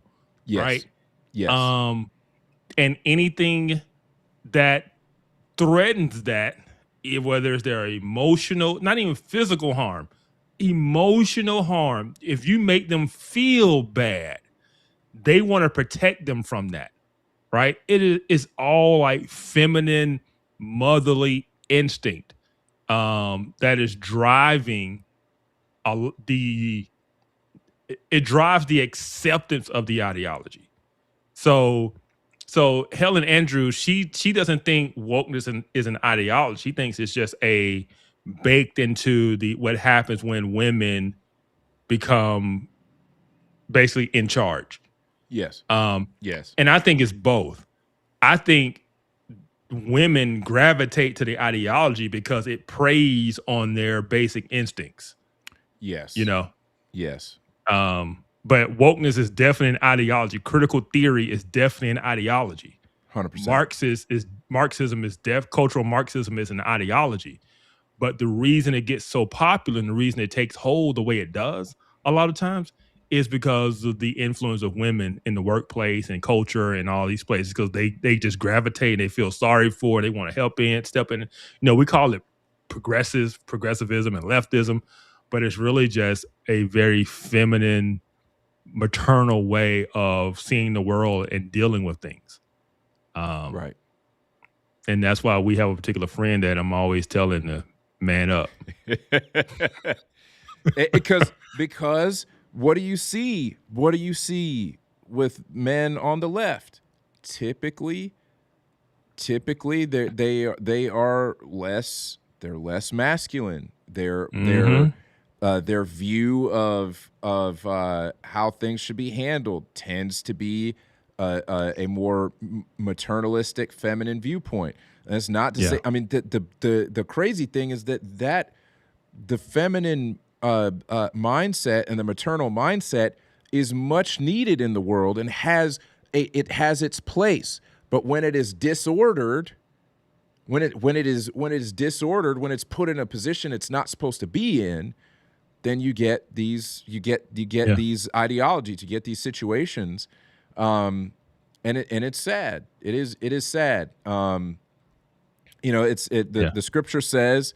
The scripture says, you know, women are their leaders, and children rule over them.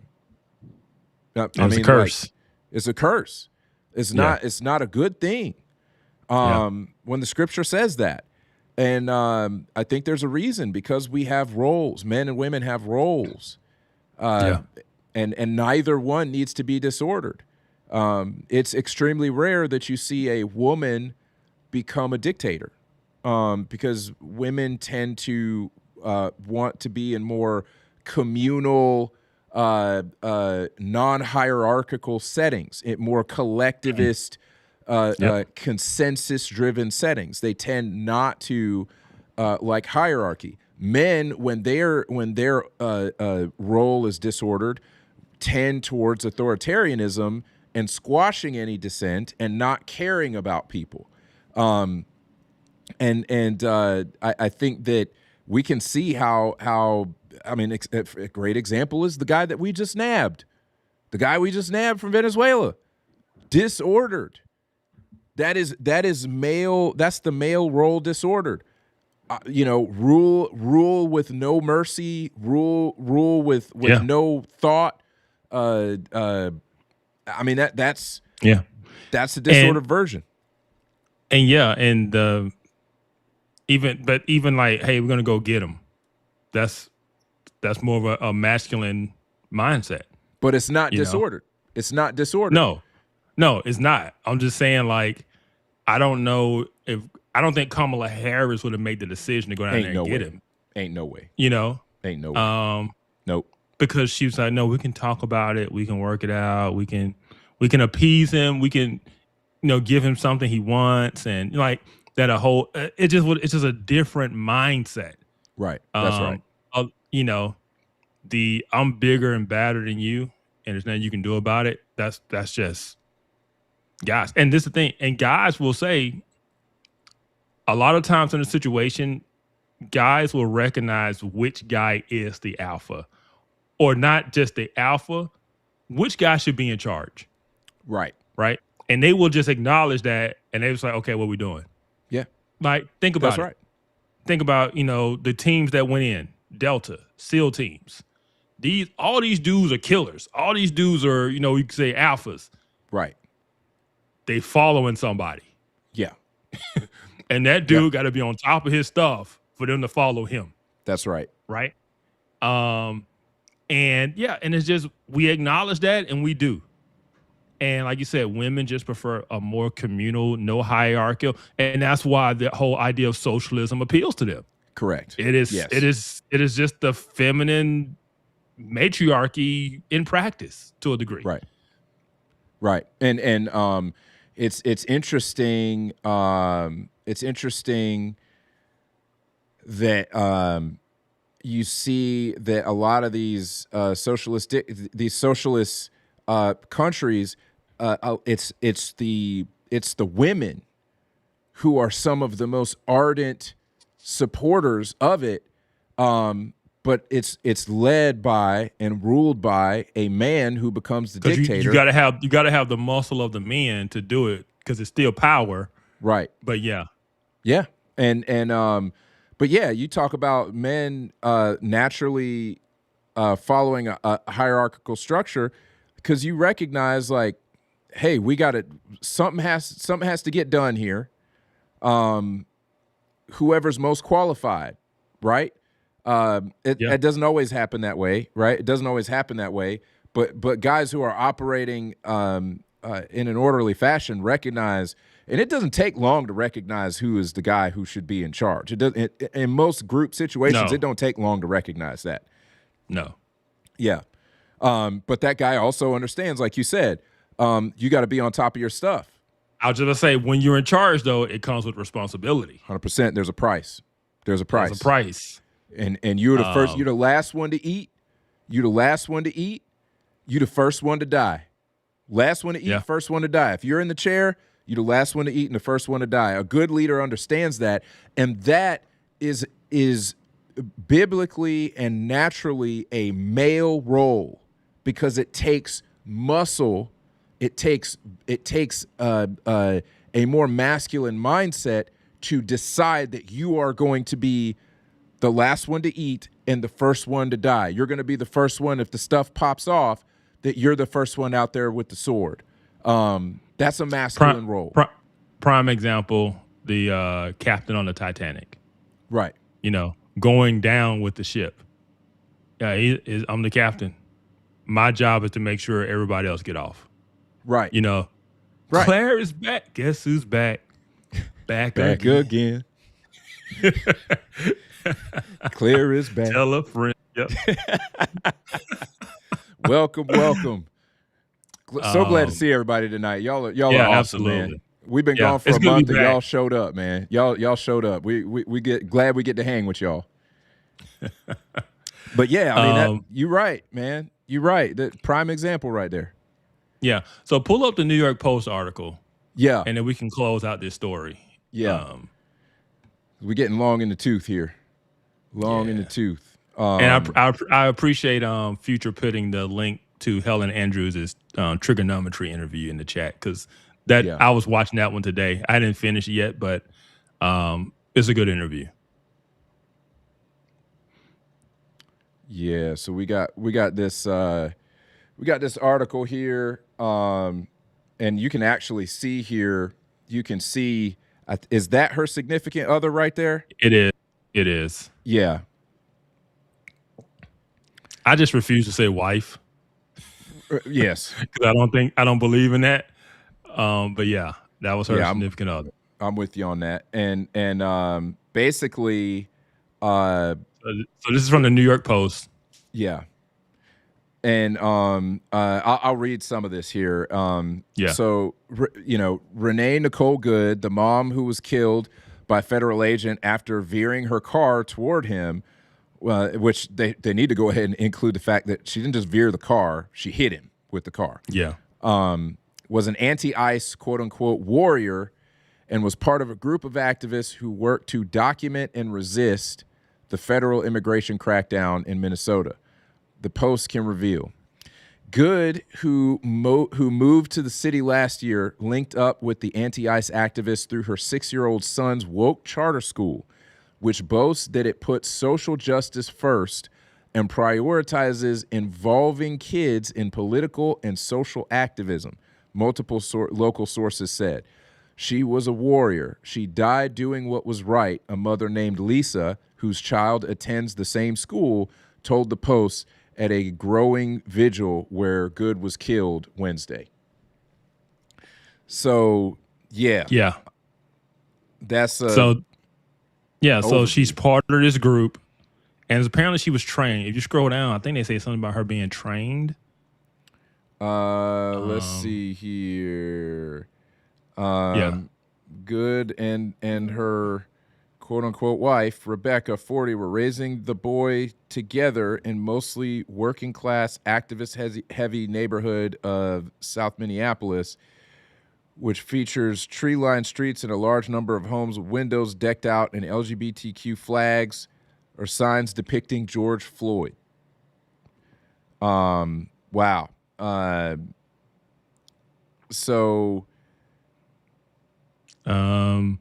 Okay, Yeah. I might have read it somewhere else, but it went into her training, and Yeah. so she's part of this activist group, and apparently she was trained on how to, intervene and disrupt ICE and interfere. So those are kind of like the organization's flyers and pages and stuff. Oh, no. Yeah. So here it is. It says Renee Good was trained against these ICE agents. What to do, what not to do. It is very thorough training, Lisa said. To listen to commands, to know your rights, to whistle when you see an ICE agent, she added. The group started out as a very loose confederation of anti-ICE activists, but has recently aligned itself with more radical organizations, including Twin Cities Ungovernables. So yeah, I mean, just getting involved in That's what I'm wildness, saying. Like, just escalation. the city, the mayor, they should have been discouraging this stuff. Right. They should have been telling them, do not confront ICE, do not follow ICE, they should have been telling these people that. They allowed these people to get in harm's way of law enforcement, people with guns who have the law on their side. You don't want to get in that. And she put herself in there. She made a horrible decision, and it cost her a life. Right. And it's all avoidable if you just go home and take care of your kids. Yeah. That's right. But when these people, I don't know if it's in this article or not, but how they ended up in Minnesota is when Trump got elected, they left the country and moved to Canada, and then came down and settled in Minnesota. Wow. Yes. Wow. So they went to Canada for a little while, and then they came back to Minnesota, and then they got involved in all this activist stuff. And so they had Trump derangement syndrome from the beginning. That's why I wrote my article the way I did, talking about the mental health and the ideology of the left. These people are bat crazy. Yeah. They are nuts. Yeah. And it got her killed because she's irrational. What she did was emotional and irrational, and she's that way because she's been, she's been gaslighted to be that way. Like, she's been indoctrinated to be that way. So they were in this picture is of them after they moved to Minnesota after being in Canada. That's wild, man. Yes, and then so that's the profile. That's when, like, they got to stop radicalizing these people. That's what they're doing. They are radicalizing these people, and where they live and that school, they're just going to produce more of them. That's all they're doing.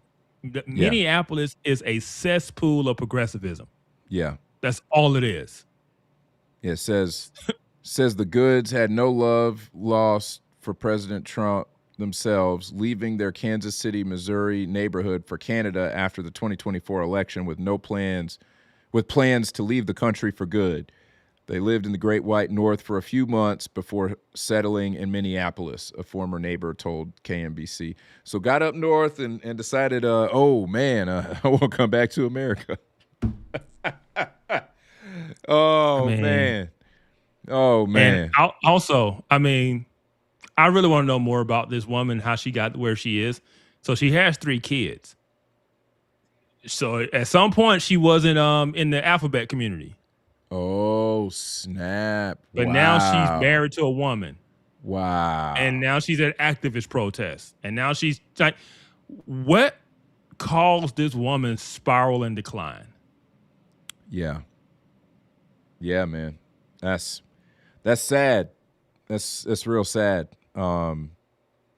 Because not only is there, quote unquote, the little boy that they were raising without, and they mentioned him in the article, but they said she has 3 kids. That's that's sad. It is. It is. This is a problem. I agree. It's a mental health. It's a mental health issue. And that's why I called out Democrats and these activists. They are brainwashing and indoctrinating these people. They're radicalizing them, and they're sending them out to the streets to do their dirty work. Yeah. And they're the ones, and of course, every time something like this happens, they're going to yes, say, Matt, oh. I know that cause of decline, Matt. It always comes down to sin. But I'm just trying to figure out the exact things in her life. How do you go from being, I'm assuming, married possibly in the past? She's had 3 kids, a 6-year-old son. And now you're married to a woman. And like, how do you go from A to B? Usually, people who know them say, yeah, this happened. Then she started really getting into, politics. She got really radicalized. It's kind of like the kid who killed Charlie Kirk, right? His kid came from a conservative Republican household. And then the next thing you know, he's dating a trans furry and murdering Charlie Kirk. Like, right. Not well. Not well. Yeah.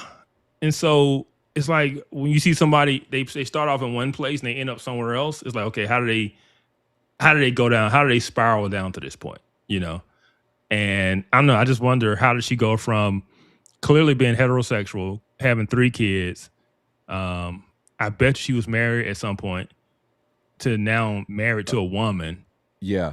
Actually leaving the country over a political election. Like, yep. Just a mental and emotional decline. I looked to the point where, go ahead. She was. So apparently she was married twice. She had 2 children with her first husband. And then she had 1 son with her second husband, Tim Macklin, who died in 23.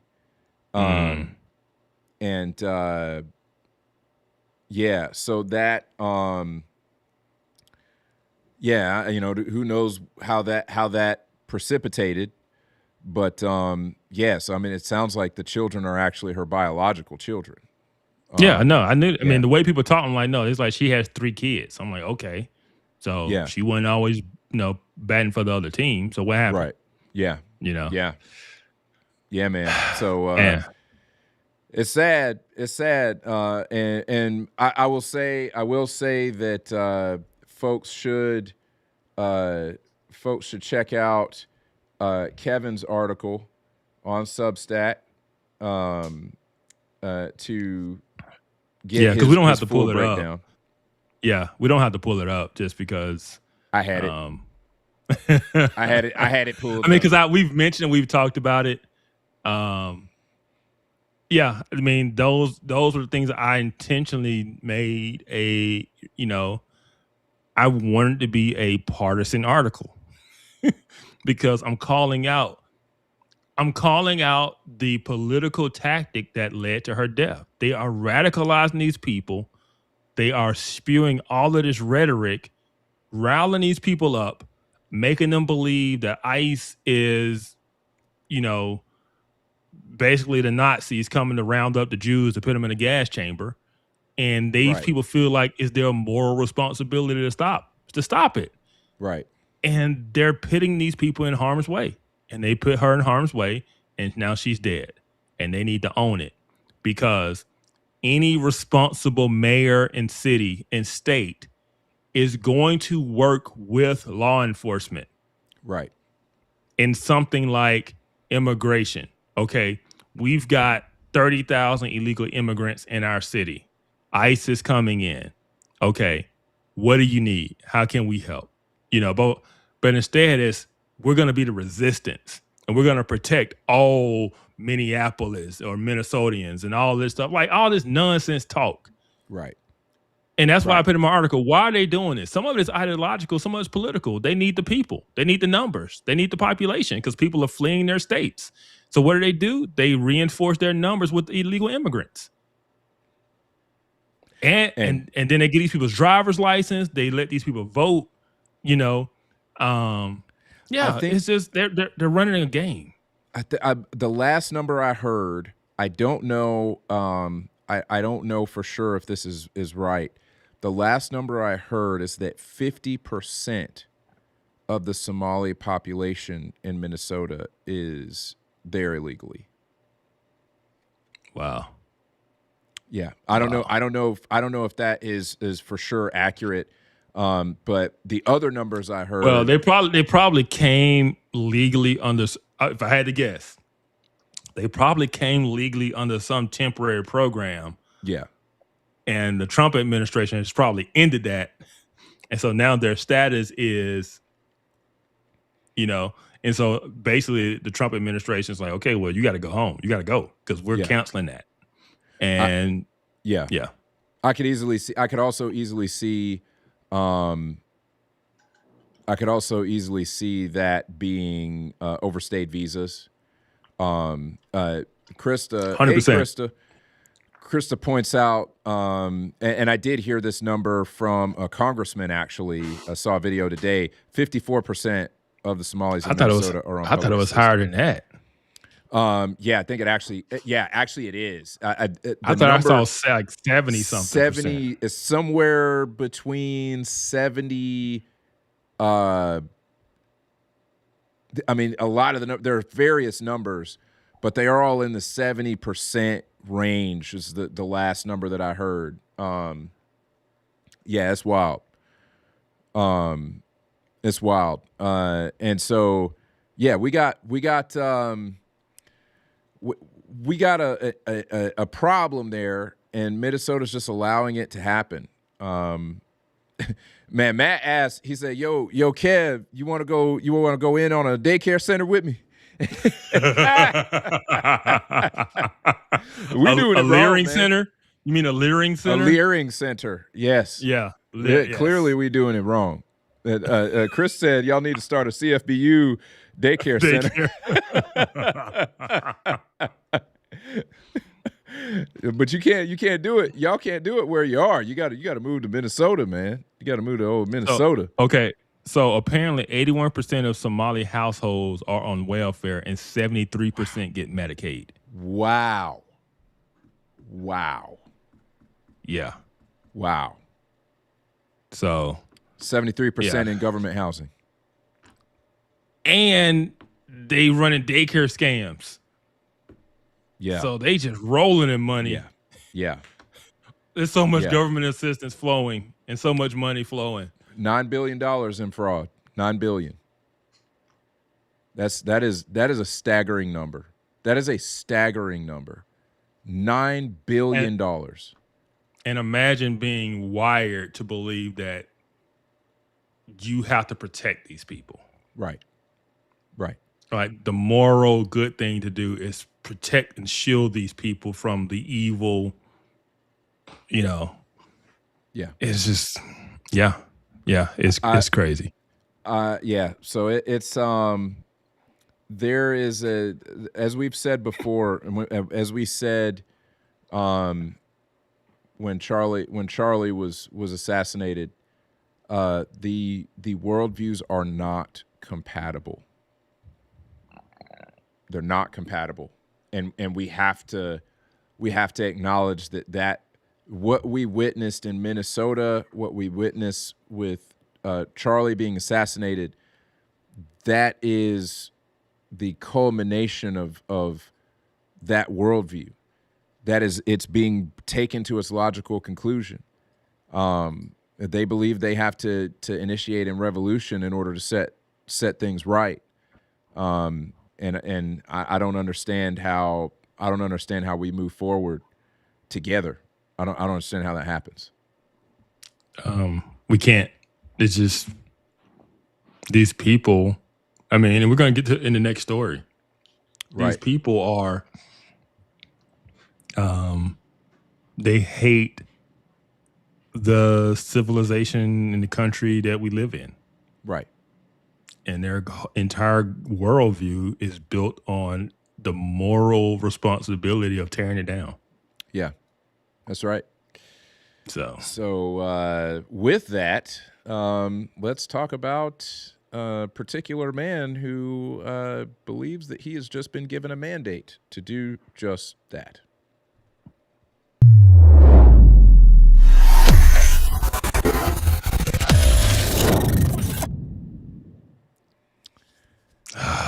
Yeah. this dude. So Zohran. You ever just wanted to punch somebody in the face? Yeah.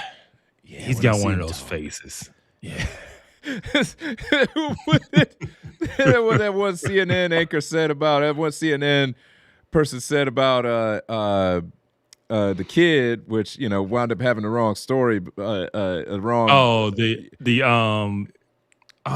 Covington kids. Yeah, the Covington thing. Yeah, and he talked about the kid having a punchable face. And he had it completely wrong, but we ain't wrong on this one. And when I hear this dude talk, when I see this dude talk, I think to myself, how on earth did New York decide that they wanted to elect a straight up communist who straight up doesn't like America? If you've seen some of the street interviews, you understand why. They're idiots. They're just idiots. I mean, the people on the street, they're just idiots. They interview and say, "Hey, did you vote for Mamdani?" It's like, "Yeah, I did."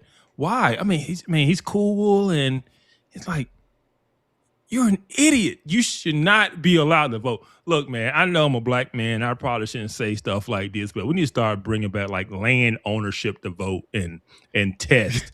I'm starting to think some of that stuff wasn't all the way bad, because these people that just vote today have no clue what's going on in the world. I will say that it is definitely one of those things that makes me rethink. It makes me rethink just anybody, just anybody being able to vote. You know and what I'm remember saying? when Kamala was talking about lowering the voting age to 16? Yeah. Oh yeah. Yeah. Because people, people's brains start braining and they stop voting left, and they're like, well, we gotta get them earlier when the brain is less developed, so we can get them to vote for us. You know what I'm saying? Like that's the logic there. It's like it's like branding. It's like brand. No, you get them on your brand early, you got customers for life. But what happens though? Is the moment that you start having any kind of real responsibility in life, and you got bills and you getting taxed and you experience real life as an adult, all of a sudden your brain starts branding. Your brain starts branding. And you think, I was an idiot. Yes. What was I doing? Yes. I just can't believe with how much of the internet is out there. There are still people today who believe in socialism. Yeah. It's 2026, and we still having this conversation. We're still doing it really hasn't been tried for real, or, you know. It was an interview recently. Oh, I forgot who did the interview. But it was a woman interviewing a black guy. Who was doing the interview? I can't remember. But anyway, she asked him, is there anywhere socialism has worked? You keep telling us, where has it worked?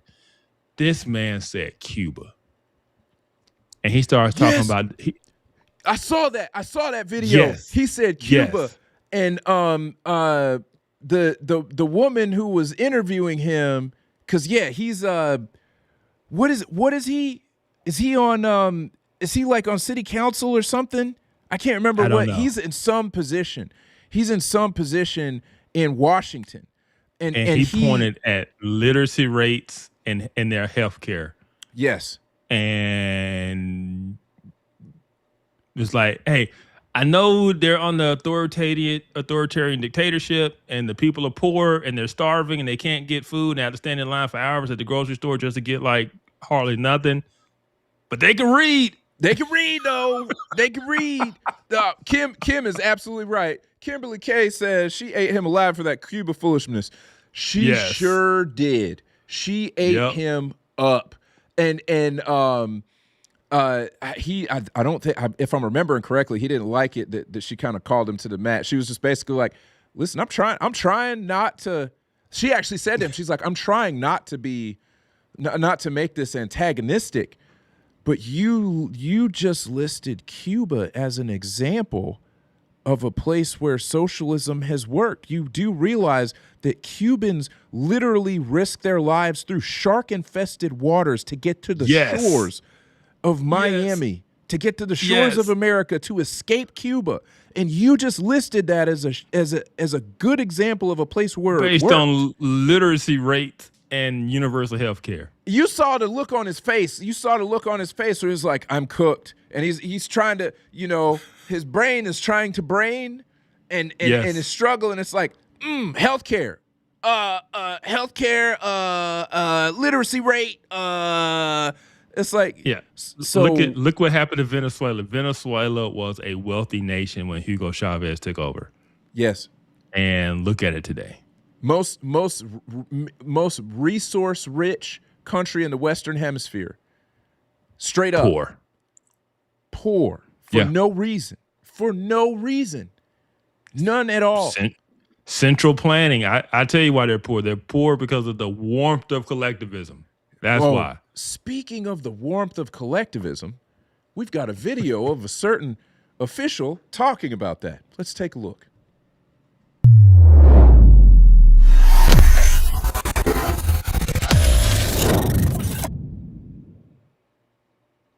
Closer together. We will replace the frigidity of rugged individualism with the warmth of collectivism. If our campaign demonstrated that the people of New York yearn for solidarity, then let this government foster it. Because no matter what you eat, how you pray, or where you come from, the words that most define us are the two we all share: New Yorkers. We will draw this city closer together. We will replace the frigidity. That's wild. That is wild. For anyone who doesn't know, he basically said communism. Straight up. Well, I'll use the word socialism because people are like, socialism. That's basically what he just said. Well, you were right. No, you were right to call it communism because socialism is just the first step. The full communism comes after that, and they but the reason the reason I start calling it socialism, not communism, is because people think then socialism is good. Like they'll say communism bad, but they have this idea that socialism is good.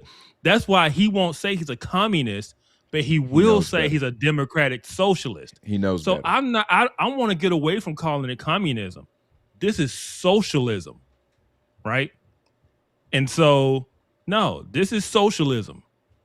And it's horrible. Socialism is what's in Cuba. Socialism is what's in, because they never reached the final stage of communism. Venezuela's socialists. Yeah.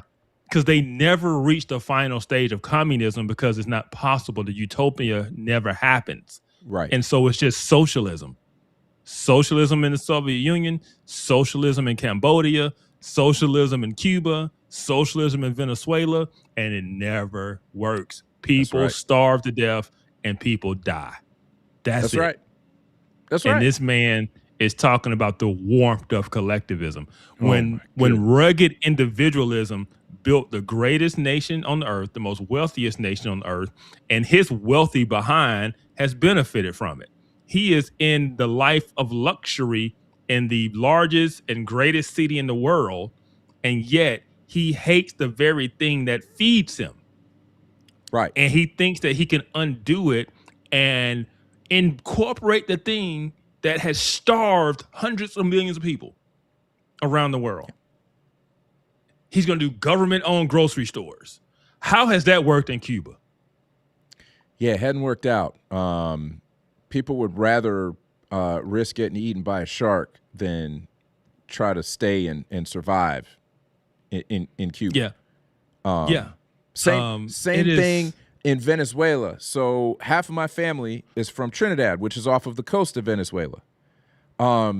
Trinidad had an issue, an illegal immigration issue, where they had Venezuelans who were making makeshift boats, makeshift rafts, and they were trying to get across the water to the shores of Trinidad to escape socialist Venezuela. And think about this, people. We're not talking about going across a river or a lake or a easy river, like the ocean. You're on a makeshift raft trying to go across the ocean. Right. Like, that is crazy to think of. Right. That is crazy to think of. You're in the middle of nothing but open ocean, hoping you're going a direction where you hit some land. Let a storm come. Don't let a storm come or what, you're done. Yeah. You're done. But it's worth it to get away from the warmth of collectivism. Right. That's right. And you grabbed a graphic that I think is really important because it shows the comparison of the language that people need to understand where they are on the map. They need to understand where they are on the socialism map. So let's take a look at that. Okay. So we have this dude over here talking about the warmth of collectivism, but look at what everybody else has said. The individual is nothing. The collective is everything. Stalin. The interests of the individual must be subordinated to the interests of the collective. Mao. Everything in the state, nothing outside the state, nothing against the state. Mussolini. We will replace rugged individualism with collectivism. Mamdani. He comes from a long line. Yeah. This isn't new. It's not new. It's just with a smile and not at the point of a gun. Right. But it's the same thing. That's right. So whether socialism comes to you at the end of a gun, or whether socialism comes to you through democracy, a democratic process, at the end of the day, it's socialism. Hugo Chavez in Venezuela was elected democratically. Right. It was democratic socialism. That's right. And it killed the country. That's right. Yeah. And look at what it did to him. Look at what it did to him in, what is it, under 30 years? I think it's 28 years total. Yeah. Under 30 Hugo years. Chavez came to power in 1999. Yeah. Yeah. And by the time he died in 2013, it was already a bad situation. Right. And then it just got worse. It took less than it took like 5-10 years for it to just really go down. Yeah. And so, when you have a guy like Mamdani talking this stuff, and unfortunately, you actually do have some of these folks, some of these young folks in New York. Not most of them. Most of them have no idea what they voted for. Most of them don't understand. That's what I mean by these young people have access to so much internet. How do they not know this? Because the circles that they run in, everything is filtered through the worldview. You know, I'll never forget. I saw an interview one time. Actually, it was like a man on the street type of deal. And as a person in the park, and they were showing, because there was a study that was done that showed that people who considered themselves Republicans were more willing to be friends with people on the left, or who considered themselves Democrats. The study showed that actually, for the most part, most people who considered themselves Republican did actually have friends who were on the left and were willing to be friends with somebody who was on the left. But when they interviewed people on the left, they were not willing to be friends with anybody on the right, and they treated it a lot more like religion. And bad religion at that, because even Christians recognize they're gonna have to befriend people who are not believers in order to share the gospel. But they were not willing to be friends at all. They did not have people in their social circle who thought differently from them. So these people, they are completely inundated and surrounded, and they forcibly make it so they force anybody who thinks differently out of their life. They're surrounded by people who are leftists. And so the only viewpoint they get exposed to is some viewpoint on the left. And so it's not that hard for them. You know, they're not comparing the way that they think to history, because the people around them don't think that way. They don't think that history has been fair to collectivist ideologies and forms of government. They don't think it's been fair. They think that it hasn't been tried. The people, if you think about the people who are probably the ones who are the leaders in their friend groups, they are the ones who have been radicalized to think that socialism is actually good and capitalism is evil. And so they're the ones who are driving the thought in these circles. And so that's who these young people are exposed to. When they go to college, when they go to school up there, that's what they're exposed to. Their teachers, the professors. That's what those are the people who are leading the thought. And so to them, they don't need to look nothing up. They don't need to look nothing up. To them, 1619 Project is that's history. That's real history. You know what I'm saying? Yeah. But I guess I understand why they're depressed and have mental health issues. Yeah. Because that's a crappy existence. You know? Yeah. To constantly be inundated with nothing but thoughts of oppression. And not only thoughts of oppression, are you doing enough or the right things? You know? Have you paid enough penance? Have you, are you up on the latest? Because it changes too now. It changes because a lot of people today would counsel themselves from 5-10 years ago. Right. Based on their beliefs they had then versus now. So you got to constantly be up on the latest changes and what's the new pronoun etiquette. And like, that's right. It is. Yeah, it's crazy. I don't see how these people do it. Yeah. I don't. I think, what was it? I can't remember if it was like 4 years ago that the Democratic Socialists of America, maybe it wasn't that long. Maybe it was 3. I think Democratic Socialists of America actually had their convention here in Atlanta. It was definitely within the last 3 to 5 years that they did it. Wow. And it was funny to watch these people who, you know, some of them weren't up to speed on all the latest in victimology. And so they would say things, and then somebody would come up, point of privilege, don't use gendered language, point of Yes. privilege. Somebody's making noise. People are talking. It's. I saw that video. Yeah, I didn't man. know it was Atlanta. That's crazy. That was here in Atlanta. Yeah. Yes. It was wild. It was wild. And it's just funny to watch it happen in real time. All these people supposed to be on the same team, but they are canceling each other because, you know, the one is not up to date on the latest in victimhood Olympics.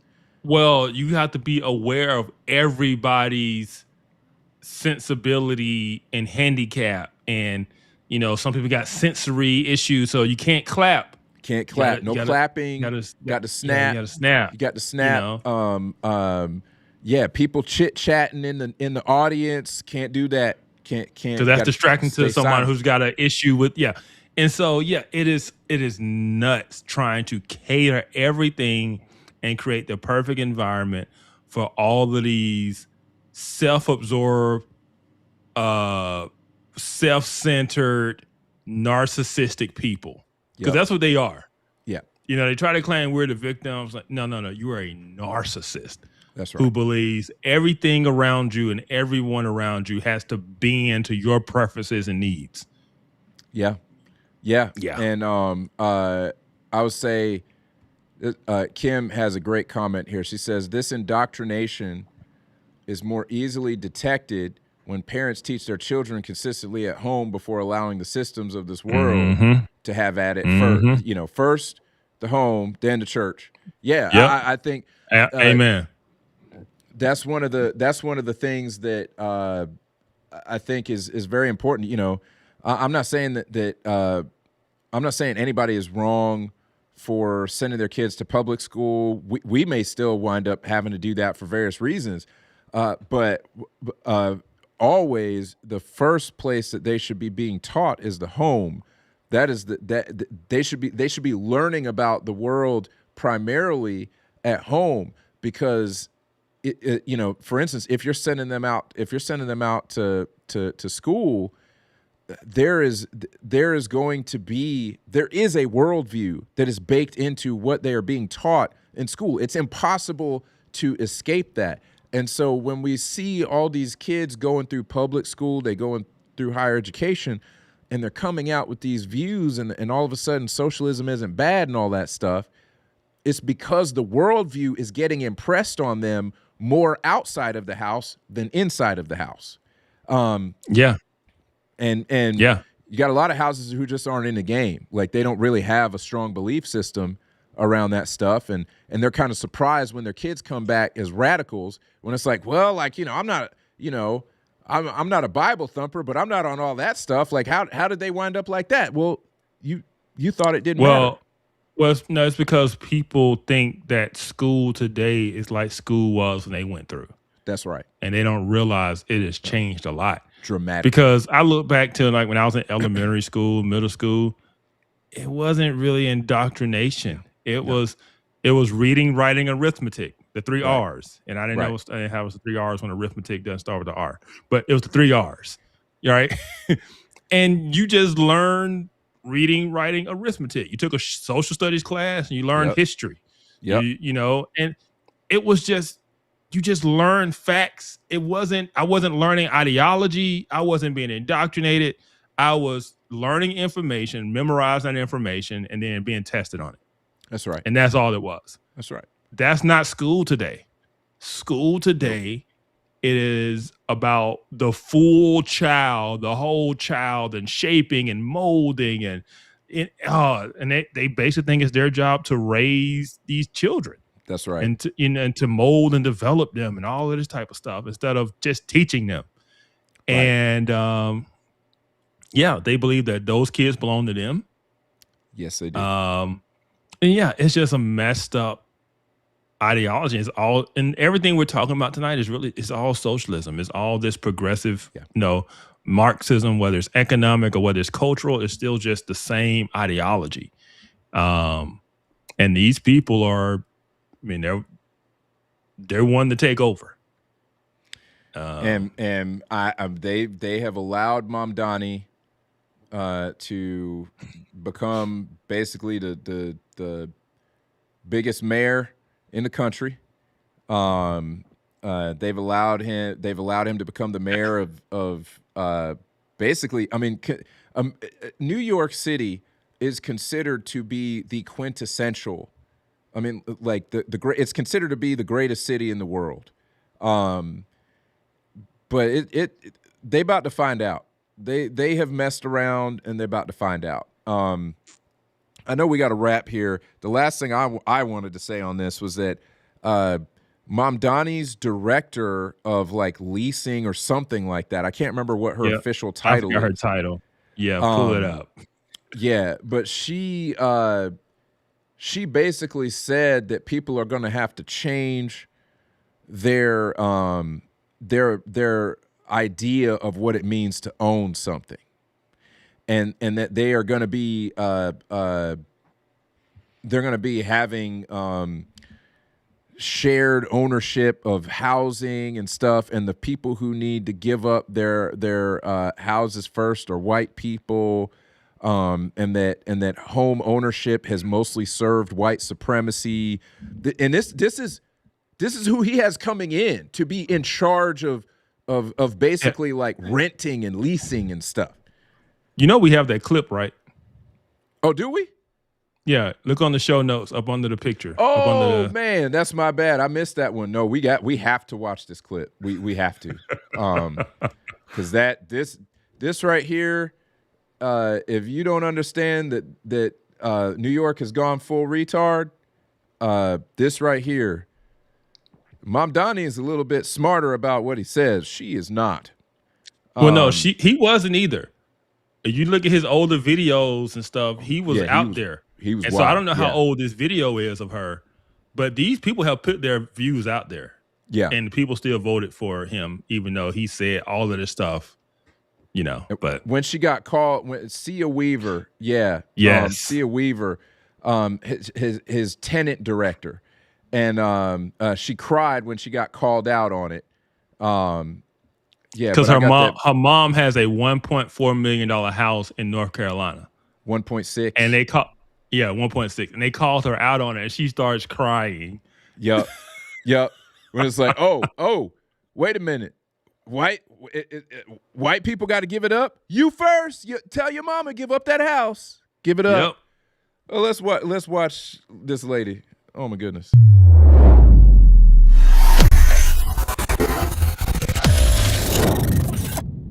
See ya.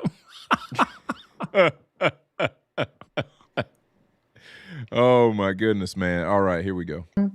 I think the reality is that for centuries we've really treated property as an individualized good and not a collective good, and we are going to transitioning to treating it as a collective good and towards a model of shared equity will require that we think about it differently, and it will mean that families, especially white families, but some POC families who are homeowners as well, are going to have a different relationship to property than the one that we currently have. I think the reality about that. If I lived in New York, dog, that ain't gonna happen. Come and take it. We're gonna have a problem. We're gonna have a problem. Yeah. But honestly, these people are crazy, man. Honestly, I think, there she is crying when she got called out. Look, what you think gonna happen? What you think gonna happen when they start trying to take people houses? You think New Yorkers who own houses are just gonna take that laying down? That's not gonna be an easy. All I can say is, you might be the mayor of New York, and you might be the executive director of mayor's office to protect tenants. But that it's gonna go to the Supreme Court. You're gonna lose. 100%. That is definitely going to court. It is going to get roasted. I mean, absolutely skewered in court.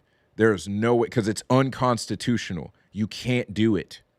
And so it's going to go all the way to Supreme Court. It's going to get smacked down. And then, you know what they're going to say? Socialism's never really been tried. Yep, the Jewish capitalists strike again. You Yes. know? They're going to be like, oh, the Zionists struck again. That's the, yeah, I mean, that's what they're going to say is like, you know what? Every time, the reason that it hasn't worked is because every time we try it, they won't let us do it. And I'm like, But this is the thing. What, man? This is the thing. I think it was Nick Freitas talking about it. He was like, you do realize that you have the right to go try it. You have the right, you and all your communist friends, go out, middle of nowhere, build your own thing, set your own route. Like, you can try the communist thing. Y'all can share everything.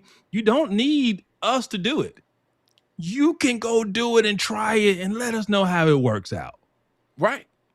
And they never do. They never do. That's because the great Margaret Thatcher said that communism's a great system until you run out of other people's money. Yep. And if you go out in the middle of nowhere and you guys try this thing, you know what's going to happen real fast? You're going to run out of money. Because and you know what's interesting, I didn't know this until probably within the last like 7 years or so. I did not know that the Puritans, when they came over here at first, tried to have a communal collectivist society. And it didn't work because of human nature. So think about this. Even in scripture, when we see in Acts, people need to realize that was a short, brief period of time. Yes. That wasn't the way they just continued to live. Right. Because like you say, the New Testament, Paul's going around and he's not telling anyone they're not living like that. Right. Right. And so like that is not the model for a society. Right. And because it's not sustainable. Like everybody goes out and sells everything and brings it there and they're sharing. At some point in time, someone has to bring in some more money. Like that's going to run out. Like, right. And so, yeah, you have to have an economy. You have to. Oh my goodness. They were being persecuted. I'm sure that I don't know all of the historical context around this. I'm sure their ability to participate in commerce was being limited if they were outed as Christians, because the Roman government was not in any way friendly towards Christianity. You read in the book of Acts, where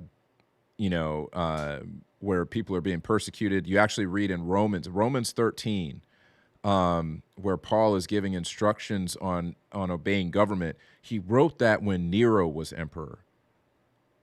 Nero he made sport of torturing Christians in his garden. He made sport of lighting them on fire. He made sport of doing all kinds of horrible things to them.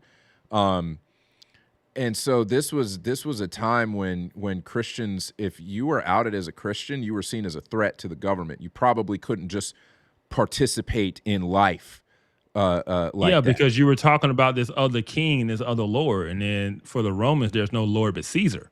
Right. And so you were a threat to the throne. Right. It's why Jesus, they tried to murder Jesus as a baby, because this king that was promised to come, right? And so, if you were a Christian, and, talking about this king that you're serving and the Lord Jesus, that was a threat to Caesar. So, they weren't trying to hear that. And so, it wasn't a good thing to be a Christian. And so, I mean, it wasn't, but you're absolutely right. You don't see any of the apostles, any of the scriptures in the New Testament, where they're instructing the church on how to live, on how to follow Christ. They're referencing the Old Testament. When they give instructions on communion, it said, how is it that when y'all come together, that you got one person over here who's has got all this food, and then you got this other person here who's starving, and y'all are in the same place, and y'all are eating, and y'all letting this happen. He's like, y'all, if you hungry, eat at home. That's not what the Lord's Supper is supposed to be. So in that moment, he could have said, hey, when y'all come to do that, everybody's supposed to be bringing food and sharing. Now, we do that, right? When we eat at church. It's called a potluck. Right. When we eat at church, we have fellowship once a month. Everybody brings food and everybody eats together. And we get told, hey, everybody brings something for everybody. We got potluck, right? Y'all really want to be Baptist, but that's another story. Hey. but y'all do potlucks well. I'm not going front. I mean, the Baptists, y'all got that down. What am I going to say? What am I going to say? But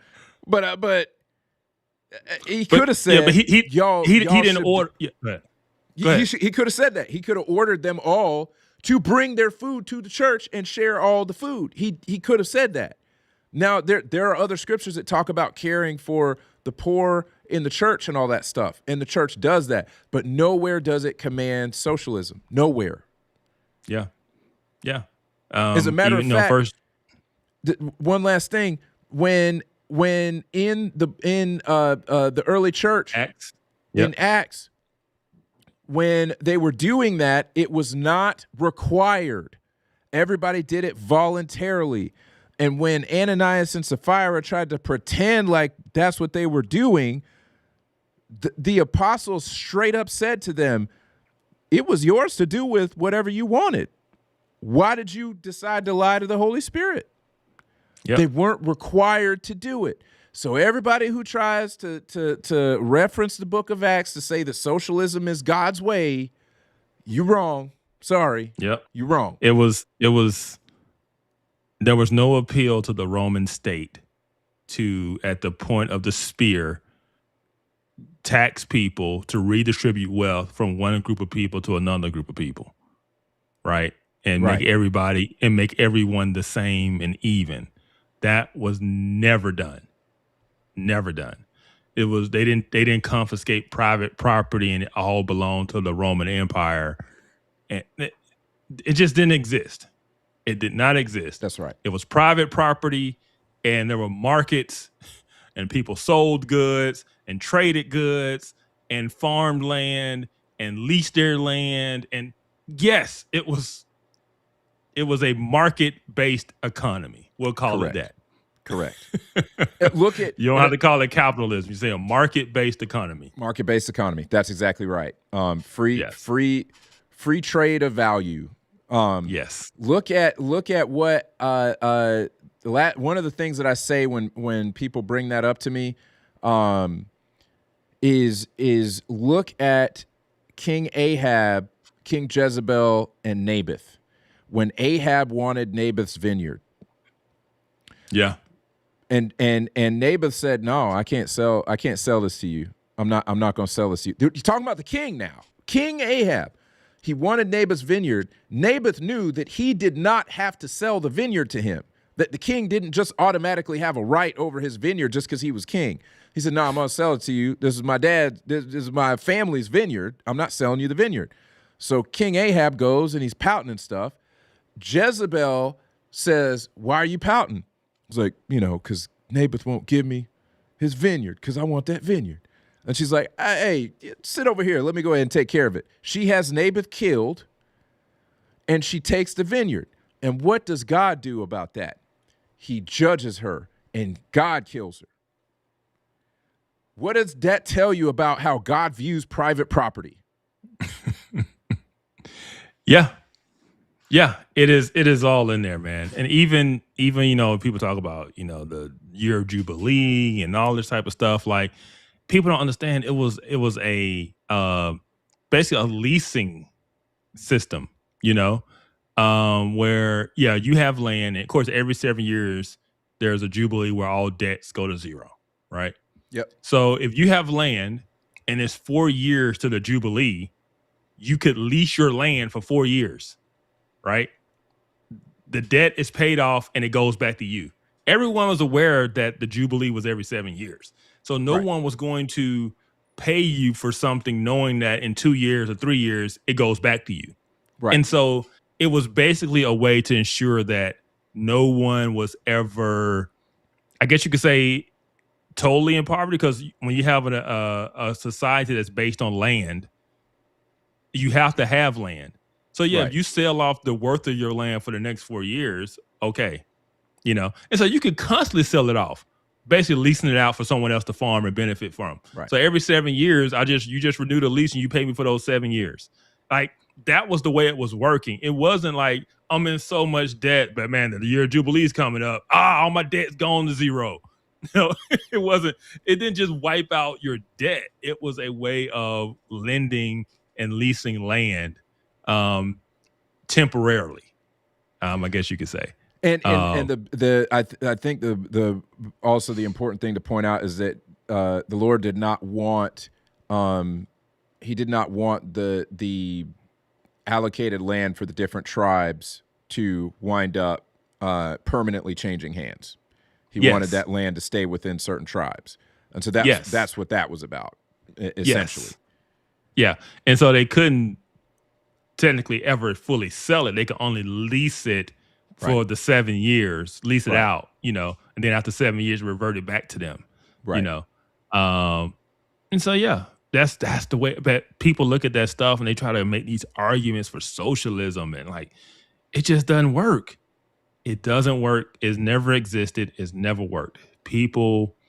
Private property, people owning their own farmland, that's always been the case. Right. Always been the case. Yep. That's right. So and so no, the Bible does not endorse socialism. So we can put a cap on that. Well, man, we covered a lot tonight. Future was right. We did have we about at that 3 hour mark. No, she said 4. Oh no, she said earlier in the chat, she's like, all right, y'all keep it up. Y'all on the way to a 3 hour show. Okay. She called. We always a 3 hour show. Yeah. And look, we would have been at 4 if I hadn't taken out, what the X and guess the charge and all that stuff we normally do. True. Yeah, we would have been at 4 hours. That's true. So, and we spared you the 4th hour, Future. Yep. Spared you. You're welcome. You're welcome. Yeah, that's right. That's right. Man, but it's been good. It's been good to be back, man. It's been good to be back. It is. And as we say, man, the show right itself. Yeah. It's just it's so much. Yeah. Matt, sorry, man. Sorry. I know you want to guess the charge tonight, man. Man, I got to go eat some dinner, man. And Future gonna quit, man. We can't be doing this to Future. We go for 4 hours. Future gonna quit on us, and we need her. I don't know. Now that you got that no tax on overtime, I think Future trying to get that overtime pay. She's trying to get that overtime, man. Yeah. Future trying to get that overtime. Man. Oh man. But no, it's been fun, man. Hey, any final thoughts before we get up out of here? Man, listen, I will say that there's been sort of there's been a through line throughout the evening here, right? Like this sort of the socialism through line. We see socialism in Venezuela. We see how that played out. We see the social, culturally Marxist mindset playing out in Minnesota, which winds up in somebody thinking that they need to stop law enforcement and wind up getting killed. We see in New York, New York has decided to touch the socialism stove. To take from I can't remember her name. I think her name is Becky, another right-wing content creator. But she says, she's like, New York decided to touch the socialism stove, and I'm kind of with her on no, let them touch it. Let them touch the stove. My final thought is let them touch the stove, because then maybe we have the opportunity to turn an entire generation of little leftists back towards being sane. When they see that it ain't working out, let them touch the stove, baby. Because we're going to say, like dads everywhere say when their kids do stupid stuff, bet you won't do that again, will you? Absolutely, man. And Future's right. If anyone's paying her overtime, it's Jay Witt. Absolutely. So Future, you don't know this. You don't know this because I've never said anything. But I'm in your what's it called? What's the app called? Oh yeah, your group me. I'm in your group me chat. I get all the notifications in Jay Witt's group me coordinating his shows and content. It's crazy. It is crazy. Man, yeah. She getting paid overtime over there because Jay Witt making that money, man. Yep. The mod chat. I'm in the mod because technically I'm a mod on the channel. I have mod rights on his channel. So I'm in the mod chat. So word. Yep. But no, it's been real. I think you nailed the final thoughts. The common theme wasn't planned that way. That was just the three big stories we wanted to cover. But yeah, when you look at it, even though it was all three M's, you had Maduro, you had Mamdani, and we had Minneapolis. I noticed on the thumbnail, it's like, oh, all the M's. But the real theme tonight was socialism, whether it's cultural Marxism or whether it's economic. That is the fight that we are fighting in the West. And we need more people aware of that. And so, yeah, this is what we're facing, whether it's cultural, whether it's economic. I call it Marxist fight against God. And then we are still in that fight. People thought the Cold War ended it when the Soviet Union fell. It didn't. We're still in that fight. And people continue to try to push this religion because that's what it is. It is a counter religion to Christianity and the Christian morals and a biblical worldview. It is a different religion with a different worldview, and it seeks to tear down the one in which the West was built on, for the warmth of collectivism, and it's sad that the amount of faith people have to believe that socialism still can work is unreal. That's how you know it's religion, because it takes a lot of faith in that. But with that said, y'all, we are so glad that y'all have joined us tonight. Join us every week. We're going to be back every week, going over the latest in politics and geopolitics.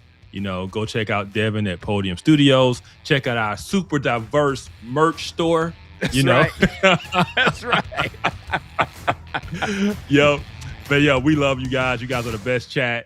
But until next time, stay informed. Stay informed, folks.